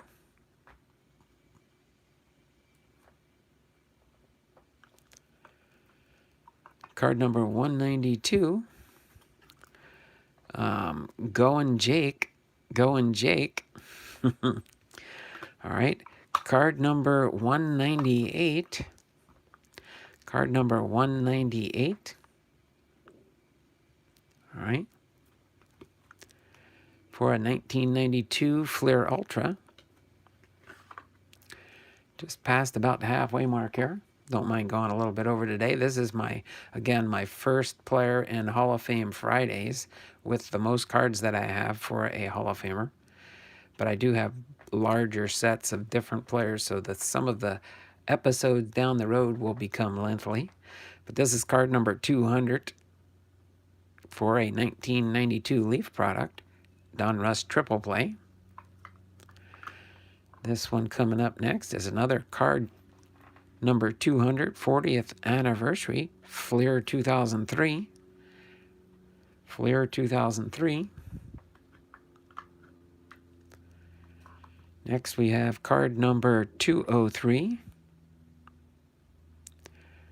for a 1994 Fleer Ultra. Okay. Next we have card number 207. Had to look for it for a second. It's down on his pant leg here. But that one is a nice Ultra Fleer also. Next we have card number 212. All right, we got another Fairfield double coming up here for card number 221, but 212 here for an Opachi. This is an Opachi. Okay. And it looks like another Fairfield double here. I'll show you this one. Definitely looks like a Fairfield double, right? Card number 221. But it is not a... One is a base card and one is a variation card. You can see the variation on the bottom here. This is the base. This is the Gold Rush card. And you can see the difference between the cards on the front here. Okay. The top one, the Gold Rush card, is the shiny card. It's got the little gold tint to it on the top here. That's what makes it two different. And of course, again, the Gold Rush on the bottom. So that's when they started back in the days doing variation cards. That makes the Gold Rush card is in essence a short print card. Then we've got card number 221 here. Card number 221 for a Leaf product here. Oops, wait a minute. I got this turned the wrong way. Those got to go this way, Blomdahl. Keep them all in order. Keep them all in order.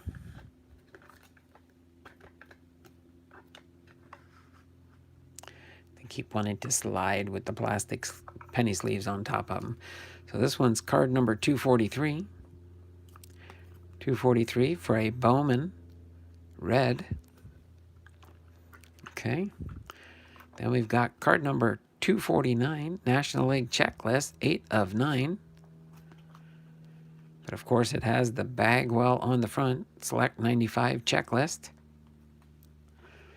Card number 254. Another stat type card. Rookies, National League, American League. But Jeff Bagwell on the front there, fantasy team. Okay. Card number 256. Again, this is a second year card for Bagwell. 15,000 1991 Fleer cards. All right, here is a card number 259 from the 96 Pinnacles that I collected. Hardball Heroes. This is the Hardball Heroes card. Then we've got card number 276. 1992 Upper Deck. All right. Then we've got a card number 272. Skyrockets in flight, afternoon delight. All right. So this one here is a nice, another shiny, sparkly looking card. The 1996 Fleer Flare. Okay. Then we've got, here's another one, like a Fairfield double here. The Jeff Bagwell. Oh, wait a minute. I've got two cards in this one. Uh-oh.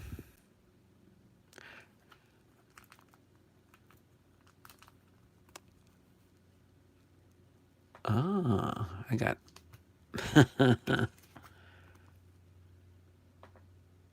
Oops, on that one. I got to fix these when they get back. This ain't a Fairfield double. I was wondering why it had that in the background. It showed. I got to see if I got this one in here. So, not a Fairfield double, but a card number 295 for sure for a Topps product. This one will go in my other separation for my extra Hall of Famer cards. But this one, let me see if this one's in here. That was one that must have been hidden. Let me see if I've got another one of these 550. See if I got this 554 in here.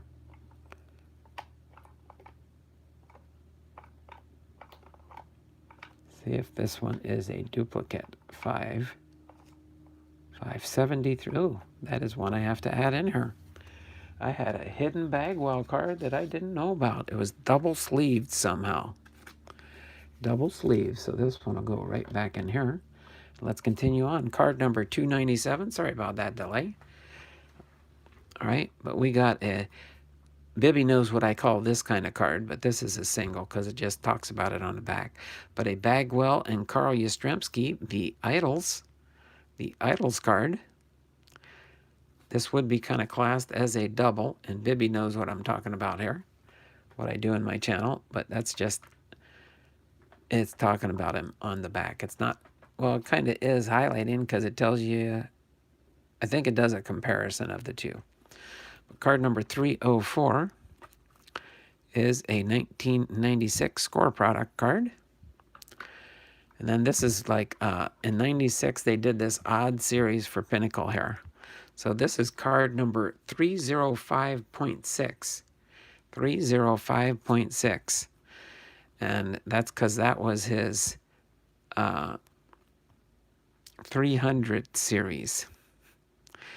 All right, and they always did it there. And you could see this was a bad, it had stuck together. You could see some of the gold that came off in spots here. But still an awesome card to have in the collection. So that's a 1996 Pinnacle. Then we've got card number 358, Jeffrey Robert Bagwell.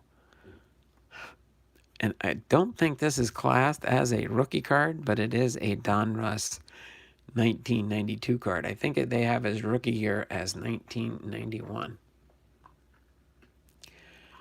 Then we've got the card number 375, Jeff Bagwell here. Topps Stadium Club. Award winner. National League MVP. Okay. Then we've got card number 380 here. Upper Deck. Collector's Choice. All right. Oops. Sorry. A little bit of sticky finger there. Sticky finger. As we get up into the upper numbers here. This is card number 380 for a 1996 Topps card. Got his shades on there. Card number 383 for a 1999 Upper Deck. All right. Then we've got a card number 385, 1994 Fleer. All right. Then we've got Card number 425.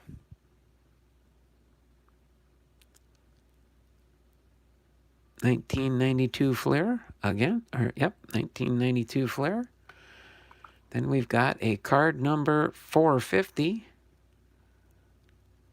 for a 1999, 1998 all tops first baseman for a 1999 set. Jeff Bagwell, Andres Galarga, and Mark McGuire.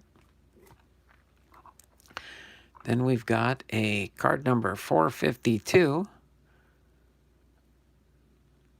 Card number 452, Inside the Numbers for 1993 Upper Deck. Then we've got a card number 520, Jeff Bagwell, for a 1992 Topps Gold Cup card. Then we've got that one that was stuck together here that I just realized I had. Card number 554 for this 95 Pinnacle. Okay. Then card number 573. 573. This, what year is this one? 2006. Tops. Then we got a Jeff Bagwell here. I could have pulled out his Hall of Fame cards, but I'm going to be doing a separate thing with all of my Hall of Fame cards when I get closer to the end of the series. I'll probably do a special video to close out the entire thing, going through as many of the rookie cards that I have of the Hall of Famers, which some of the older ones are going to be harder to have. I don't know if I'll have them. It would be nice to have a complete collection of at least one Hall of Fame rookie card for every player in the Hall of Fame. But that would be a feat in itself, that's for sure. But card number 576 for this 1992 score product. Then we've got a card number 576, Unforgettable Moments, 1998 Flair. All right. Then we've got card number 706 for a 1992 Topps product, Topps Stadium Club Members Choice card. You can see the Members Choice on the bottom here. Then getting into the high numbers now, 755 for this 1991 Upper Deck, Jeff Bagwell. 1991 Upper Deck. Is this classed as his rookie card there, Bibby? Is this classed as a rookie card for Jeff Bagwell? Just kind of curious. I don't know if Bibby knows. And I think 91 was, but I don't know if this Upper Deck is considered his rookie card or not. Let me do a refresh on my chat here really quick. I don't know about that.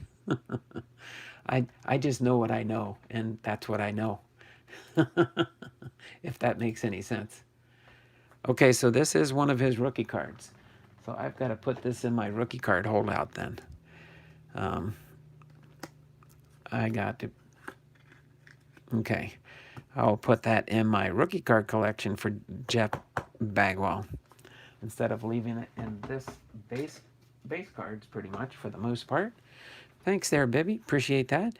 Now we're getting into a real high number here. And then we'll get into the different sorts that I do. Okay, for subset cards. So high number, card number 813 for a 1993 Upper Deck Astros checklist. So I think if you look on here, let's see, what do we got on here? We got Bagwell. We got 1, 2, 3. We have 3 of the B's in there on this 1993 Upper Deck. But that's like an artist rendition, collector's choice for the checklist. But Bagwell is on the cover of that one. Then we'll go into how I sort my, so these are numerical sequence from the lowest numbered card to the highest numbered, which is the 813. That's a high number card for sure. All right, but then we've got, I do these alphabetically. When they have a card number that starts out with A, B, C, D, E, I put them in alphabetical order, just so I know I've got a different card and don't mix things up and say, okay, I got my upper decks, I got my Donruss, I got my Fleer, I got my tops. I just put them in numerical sequence. That's why I can't wait to get into my Ken Griffey Jr. and Cal Ripken Jr. with 10, 15,000 cards of those players and stuff, putting them in numerical sequence. But here we go. We'll go through these. This is card number BC6, Rookie of the Year card from a 91 Leaf. Okay. So this is a Rookie of the Year card for card number BC6. Then next we have here is a 2000 Upper Deck, card number CS1. CS1 for, and usually it's like, center stage, card number 1. So that's pretty much how they come up with these oddballish type card numbers for the different subsets sometimes. Then we've got the Donruss Diamond Kings, 91 Leaf. So DK, Diamond Kings, card number 11 in that set. So that's the Diamond Kings set from the Donruss or Leaf product. Donruss and Leaf are basically the same company. Okay, so DK11. Next we have here an HT3, and this looks like it stands for Hammer Team for the 1995 Pinnacle product. This is a 3-deer. Did they call him Thor back in the day? Is that why they got these hammers there? Hammer Team. But there we go for that 3D effect card there. A Bibster, the military organizational skills are showing in your sorting. That's my thought process, Bibby. That's my thought process. You can school me later if I'm doing it the wrong way. I think everybody develops their own sorting types. Okay, this one is called an LP7. So the subset for this one, this ovation set, is LP7. It looks like it's probably for lead performers. Lead performers for an upper deck product.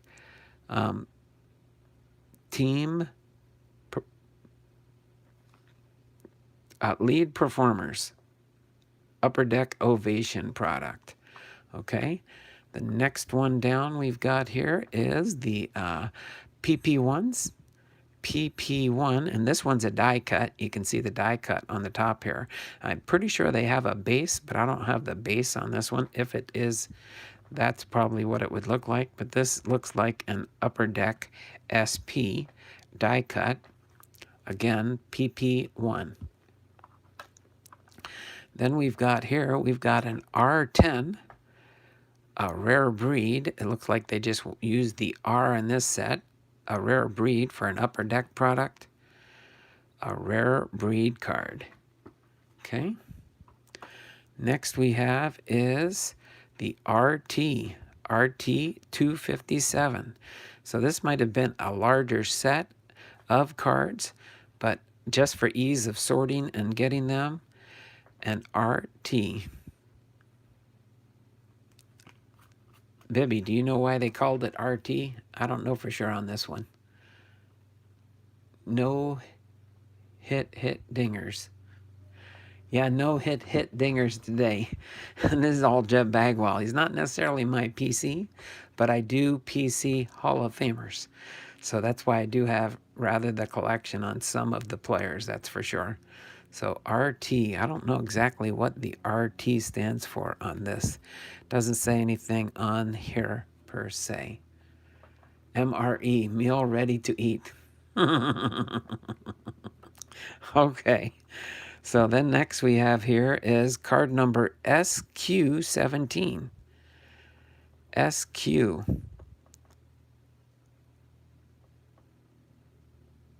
SQ7 single star. Is it Star Quest or something like that? This one does have a little bit of a crease in it. If I ever got a better card, I'd probably swap it out. But nice card for sure. But don't know exactly the meaning on that subset per se.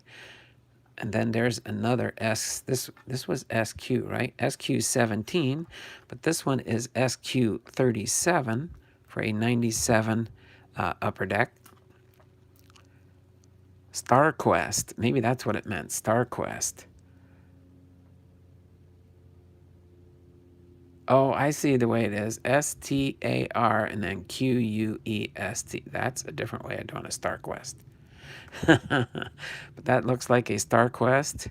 This one looks like a different. That looks like a red Star Quest. A rookie traded. Rookie traded or rookie or trader.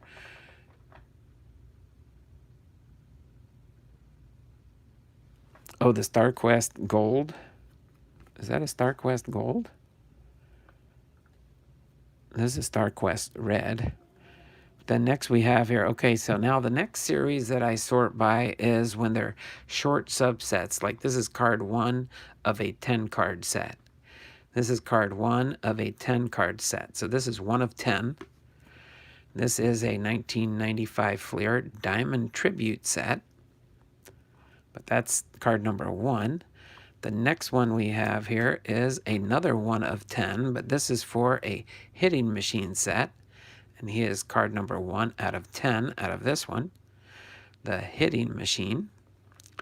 This is for a 1995 Ultra Fleer subset. Then next up to bat here, we've got a 1 in a series of 18. So this would be a 1 of 18. This is what Bibby calls his oddball cards. This is from a French's Mustard set. A French's Mustard set with Chuck Knobloch and Jeff Bagwell in a 1992 set. Okay, I know Bibby likes the oddballs, but this is, I don't know for sure if I have a duplicate on this one, Bibby. If I do, I'll let you know, okay? All right, so this one here is a 1 of 20 DH. This, I think, was like a game you could play before, though. I think this is like a game type card. And it does have his different 1, 2, 3, 2, 3, 4, 5, 6, 7, 8, 9, 10, 11, 12. I think it was a game you could play with these cards. But I don't know enough about it per se. But this is a double header, Jeff Bagwell. But card number 1 of 20. That's right, the French's Mustard card. Thought you'd like, when I saw that one, I was thinking of you because you like those oddball type cards. Okay, this one is another one, a American Gold Leaf Stars. This is a 3 of 20. Cecil Fielder on this side and Jeff Bagwell on this side out of this subset. 1993 Leaf product. Okay. Next up to bat here, we've got, and we're going to end on a high number of these out of, but this one is a 2 out of 24. So I pretty much do the sort by the bottom number and then the top number, in case you're wondering how I do it, because this is a 2 out of 24. So if I have multiple different 24 subsets, the lower number, of course, would go first. All right, but this is a 19. Trying to see the year. They're hiding it here. 1995. 1995 Leaf Limited. Okay. Then next up to bat here, we have card number 2 or 3 of 28. 3 of 28. Okay. This is a A Denny's card. For those that do want to know, I did do a series on the complete Upper Deck Denny's baseball card sets. I have all the baseball card sets for the Denny's products. So this is an extra one I have here in my Hall of Fame PC for this. But these are always cool cards to see, the 3D hologram cards. If I hold it the right angle here, you can see the 3D effect there. But that is an awesome card too. Next up to bat here, we've got a 19 out of 24. This is kind of another different set here. It's a Fleer 92 product, but it was also sponsored by 7-Eleven, Citgo, Major League Baseball, and the MLB. 19 of 24. And you can see it on the front here. It was a Fleer 92, but this was from the Performer Collection. The Performer Collection. Okay, our next one up to bat, as we are almost finished up here. That's right, thummies up, thummies up. We got 8 watching, 15 thumbs up. That's pretty cool. I'm going to keep track of stats. I think I'm always probably going to be at least on double digits on the thumbs up, at least. Sometimes double digits on the watchers. But we're getting close here. So this is a postcard, card number 1 of 30 for the 1992 Post product. Post Rookie Stars, Jeff Bagwell. So this is a second-year card for him, but a rookie star. All right, next up to bat here, we have a pop-up here. This is a card number 16 of 30. Shows you how you can set it up as a pop-up. I have never done that. I don't want to ruin the card. But awesome card there for a Jeff Bagwell pop-up. Pretty sure when you set it in there, you kind of sandwich his head on there to make it look like he's together. They show you how to put it together and then how the head would pop on the top when it's set up there. But I will leave that like that for sure. And then next here, we've got a card number 19 of 45 in this subset here. 19 of 45 for an all-star collection, 15 or 45 card set by Upper Deck. And then last but not least, I know this is just a Starburst set. This is a Starburst set, but this was card number 7 out of 100. I like that it was number 7 out of 100 for this 96 Pinnacle Starburst card set. Nice shiny card to end the setup. At Kevin's, I'm looking at Hipster Bipster t-shirts, possibly coming soon. That is very neat there, Bibby. But there you go. That takes care of my Jeff Bagwell collection in my Hall of Fame. Sorry it was a little lengthy, but I thought it would be worth showing you all the cards I have in my Hall of Fame collection. Let me zoom back out here so we can get ready to do the family mail call.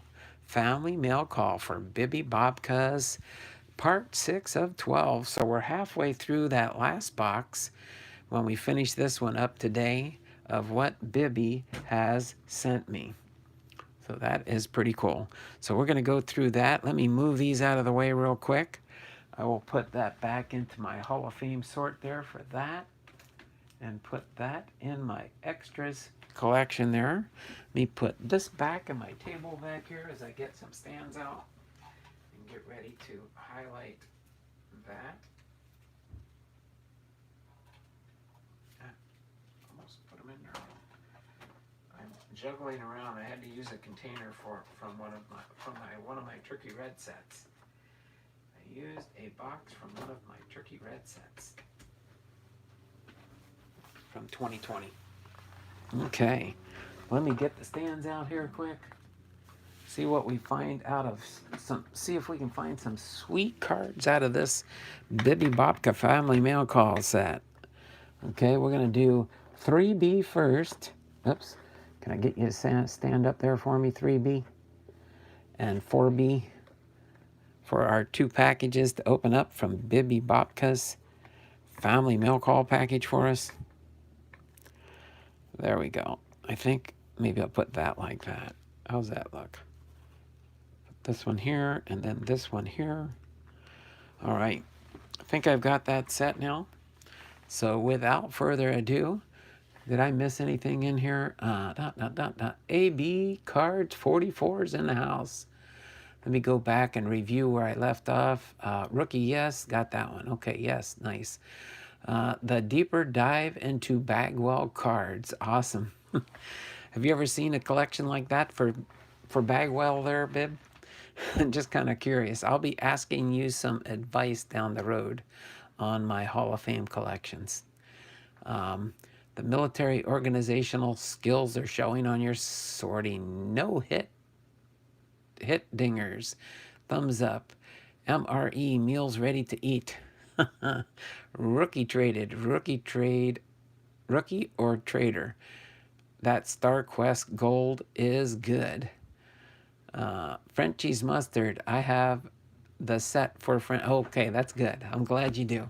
I was thinking I could give him this one, but if you've got the set, thank you there, Bibby. I would have definitely been willing to part ways with it for you.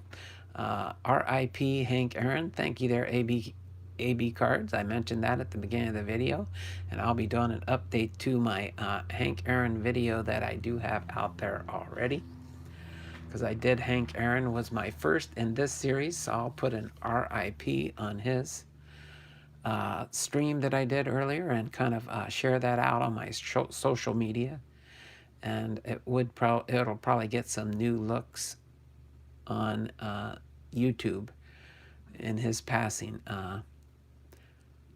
Hey Bibster, hello AB, thumbs up, thummies up, thummies up, thummies up for me. We got 9 people watching, 16 thumbs up. Let's see if we can get to 20 today. At Kevin's, I'm looking. Okay, the t-shirts, nice. Oh wow, that's be cool. Ethan did that, and they all sold. Yeah, I've got an Ethan t-shirt.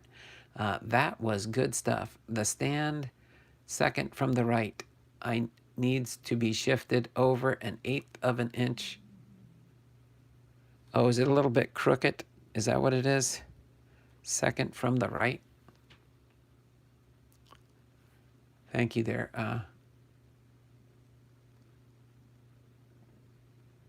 Needs to be shifted over 1/8 to the left. Only in my collection. Laugh out loud. Is that a little bit better there, Kevin? Does that look professional now? Get help from my moderators out there. They help me all the time. Perfect. Good call, Kevin. 1/8 exactly. Okay. Oh my, oh my. All right, let's see what kind of funness we find out of Bibby's package here so I can get ready to wrap things up. I am pretty sure my wife is downstairs waiting for me to have lunch with her soon. She's probably getting hungry. So let's see. Oh, what do we got here? What do we got here in package 3B from Bibby? All right, let's see what we've got in here. Looks like there's some Diamond King cards. Oh no, now is he going to start me on Diamond King sets? Let's see, I did, when I was sorting some cards, actually, Bibby, I found some 2019 Topps Gallery cards. But most of them I already had from the ones you sent me, so I'll end up with some duplicates there probably. But let's see what we've got here. This is Justin Verlander. What set is this one from? Oh, 2019 Panini. Justin Verlander, crowning moment. Okay. And then it looks like we've got Mookie Betts, outfielder. Is this the same? 2019 Panini, crowning moments. They're from the same set, but they got different backs. Oh, my word. It's getting so hard to collect all these different things. We got a Jose Altuve.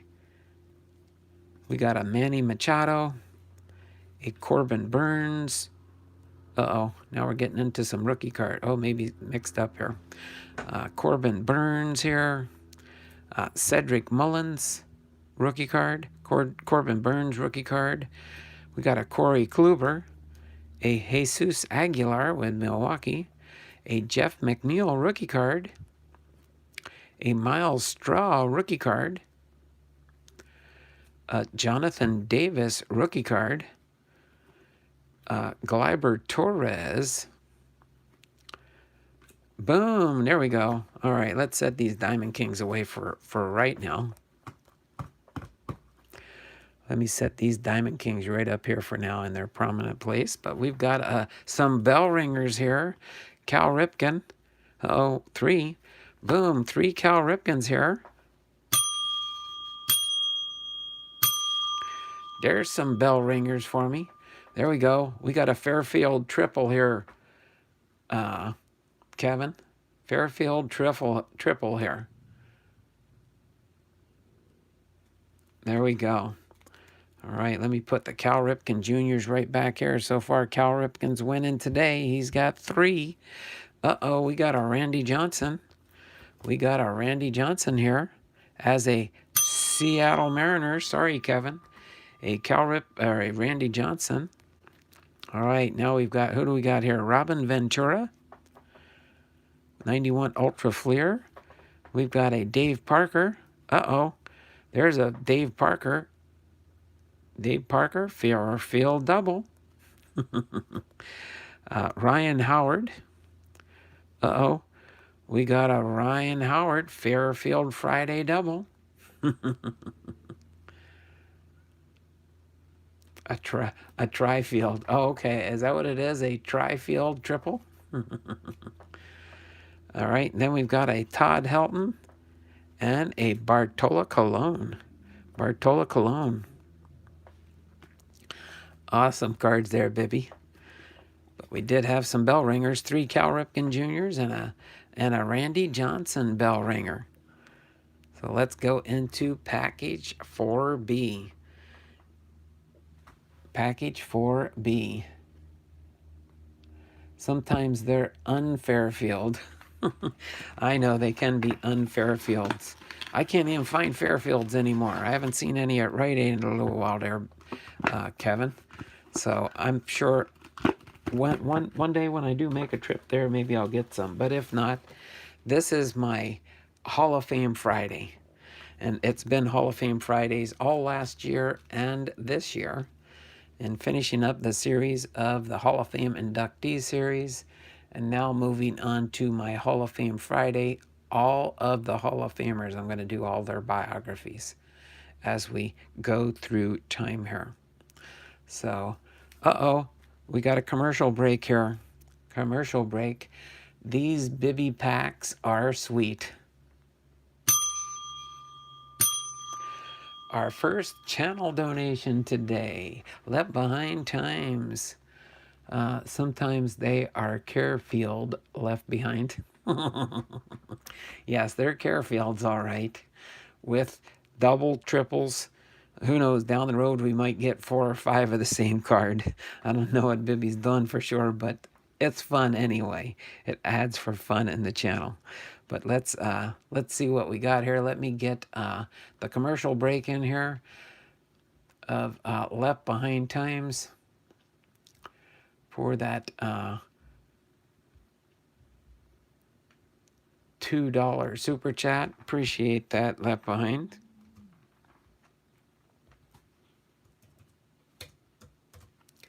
All right, I've got your name in there now. Now we have 363 entries in the January drawing.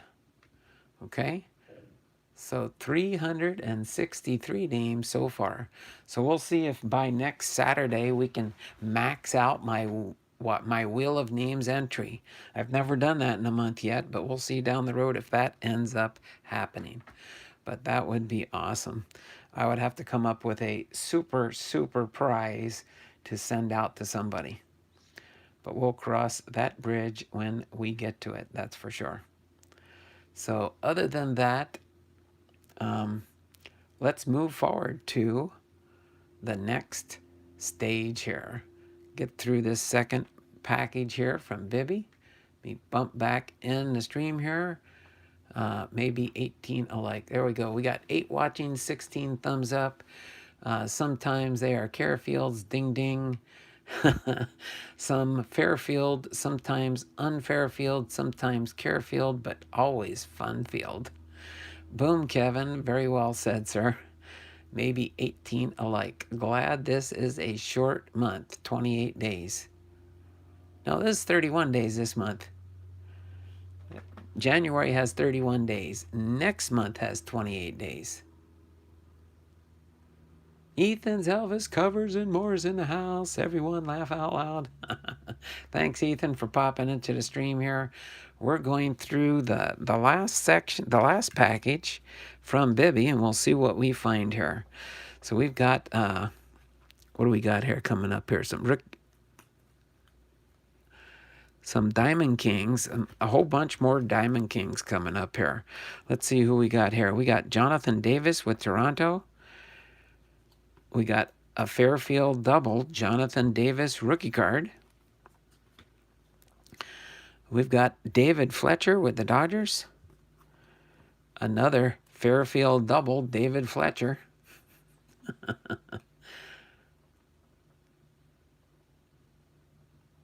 Oh, okay. That sounds good there, Ethan. Can't wait to see that one. Raymond Laureano with the Oakland Athletics.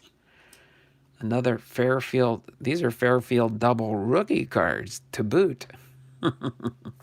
Oh, my word. Ryan O'Hearn with the Kansas City Royals. Uh-oh. We got a Ryan O'Hearn rookie card triple set. Triple set. Oh, my word. What am I going to do with all these Diamond Kings? I'll have to find homes for them somewhere. Garrett Hampson, Colorado Rockies. Fairfield double. Fairfield double. All right. Brandon Lowe, rookie card. 3.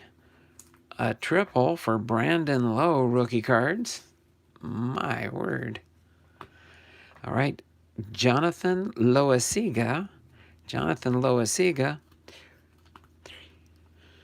All right. We got another Fairfield triple here. Jonathan Loaisiga with the New York. Is this the Yankees? I'm thinking he's the Yankees. Loaisiga. Enyel de los Santos. Enyel de los Santos. Fairfield double. This is a Fairfield double pack for sure so far. Cedric Mullins, rookie card for the Baltimore Orioles. There we go. We made it through with a couple doubles and a couple triples. Or a bunch of doubles and a couple triples. There we go. A Nolan Ryan Cooperstown card. 2. A Fairfield double Pinnacle Cooperstown card for Nolan Ryan. Let's see. We'll put our Hall of Famer up here. I don't know if I'm going to see a Ken Griffey Jr. in here or not. If we do, then we'll move you out of the way there, Nolan Ryan. Todd Helton. Todd Helton. Boom. There's another Randy Johnson. Of course, this Randy Johnson's is a New York Yankee. That Randy Johnson is a New York Yankee. Sorry, I'm going to have to put you behind my Seattle Mariner. Robin Ventura with the White Sox. Dave Parker, All-Star card. There's a Fairfield Dave Parker National League All-Star card. All right, and then we've got a 1992 Fleer Ultra Robin Ventura. We've got a Bowman Todd Helton card, and ending with an originals Donruss 1982 Expos Bartola Colon. That looks like it's a 5th year card for Bartola Colon, but still young, 9-9. Wow, Bartola Colon started in the 70s. That is awesome. Boo Yankees. Boom, boom, boom. All right. Well, I appreciate that, Bibby. That was a nice part 6 of 12 with 6 more parts to go as we go through Bibby's collection here and that big box that he sent me. All right. Let me go ahead and get ready to turn the camera around. We'll get ready to end the stream. I'm definitely over 2 hours on the stream today. Sorry I ended up showing up late. I had to finish a phone call, and then I had to go into wardrobe and get ready for the show. But I appreciate all the help, all the support. Again, want to give a shout out to Red Beard Breaks for sure for doing that fundraiser, and it's going to be used to help pay for the funeral expenses and everything involved in the process of the passing of my mom this last Tuesday.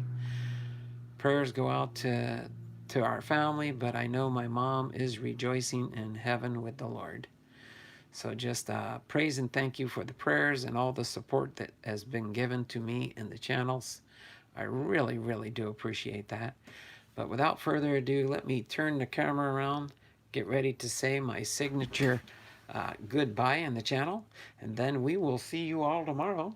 Tomorrow we will continue our series with episode 9 of Searching for the Gems. Searching for the Gems, doing another episode of sorting cards, and then I'll have to dig into my archives. I've got some more boxes down here that I have not sorted through yet to pull out all the to try and find some more gems in the rough. So other than that, I'm going to go ahead and get ready to wrap things up here. Turn the camera around. This has been Donald Blomdahl, Hall of Fame Veterans, Sports Cards and Collectibles, having been with you in another episode of Hall of Fame Fridays. For Jeff Bagwell, and a RIP shout out to Hank Aaron. Hank Aaron passed away today, so another Hall of Famers up in glory. Okay, so other than that, I know I've neglected to do this, but I'm wearing this shirt, only not necessarily the black color, but just as a somewhat respectful, but I'm wearing just a black polo shirt that a friend of mine gave me and I got a while back. You can look into that if you do want to. But I was involved with some aspects of this organization at one point in time. So other than that, I just want to thank you again for all the prayers and support this week. It's been a blessing. And for those out there, this has been an avenue of me to not think about things, even though it's in the back of my mind with my mom passing and stuff. But I am doing fine, trust me. I have a nice church support that we have here. Our family is in constant contact with each other with everything that's taking place. So I just want to thank you all for all the prayers and all the support. And we will see you all tomorrow. Same bat time, same bat channel. I might go about 10:30. I might go about 10:30 tomorrow with the card sorting because me and my daughter have to try and get something done outside with our last windstorm. We got to fix a piece of fence, and she's got time this weekend that I think we're going to try and see if we can do that first thing in the morning, or if I decide to do it right after my stream tomorrow, which could be the case too, I might go a little bit earlier. So look for me sometime between about 9:30 and 10:30. Okay? But I'll post that up. Don't forget Kevin's stream at 3 o'clock this afternoon. All right, for his Fairfield Friday. We'll look forward to that, all right? I'm going to turn the camera around, do my bubbly exit, and everybody's becoming accustomed to what that is. So I'm going to do my bubbly exit. I'll put my special features on here and leave you in Lawrence Welk land. I'll leave you in Lawrence Welk land here. All right. So with that in mind, I'm going to go ahead and get ready to sign off for today. And we will see you all tomorrow for sure. Okay?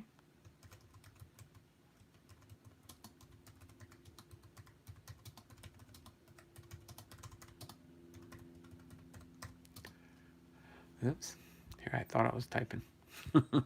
I'm here in the background in case you do want to chat or say anything to me before I say my signature sign-off chat.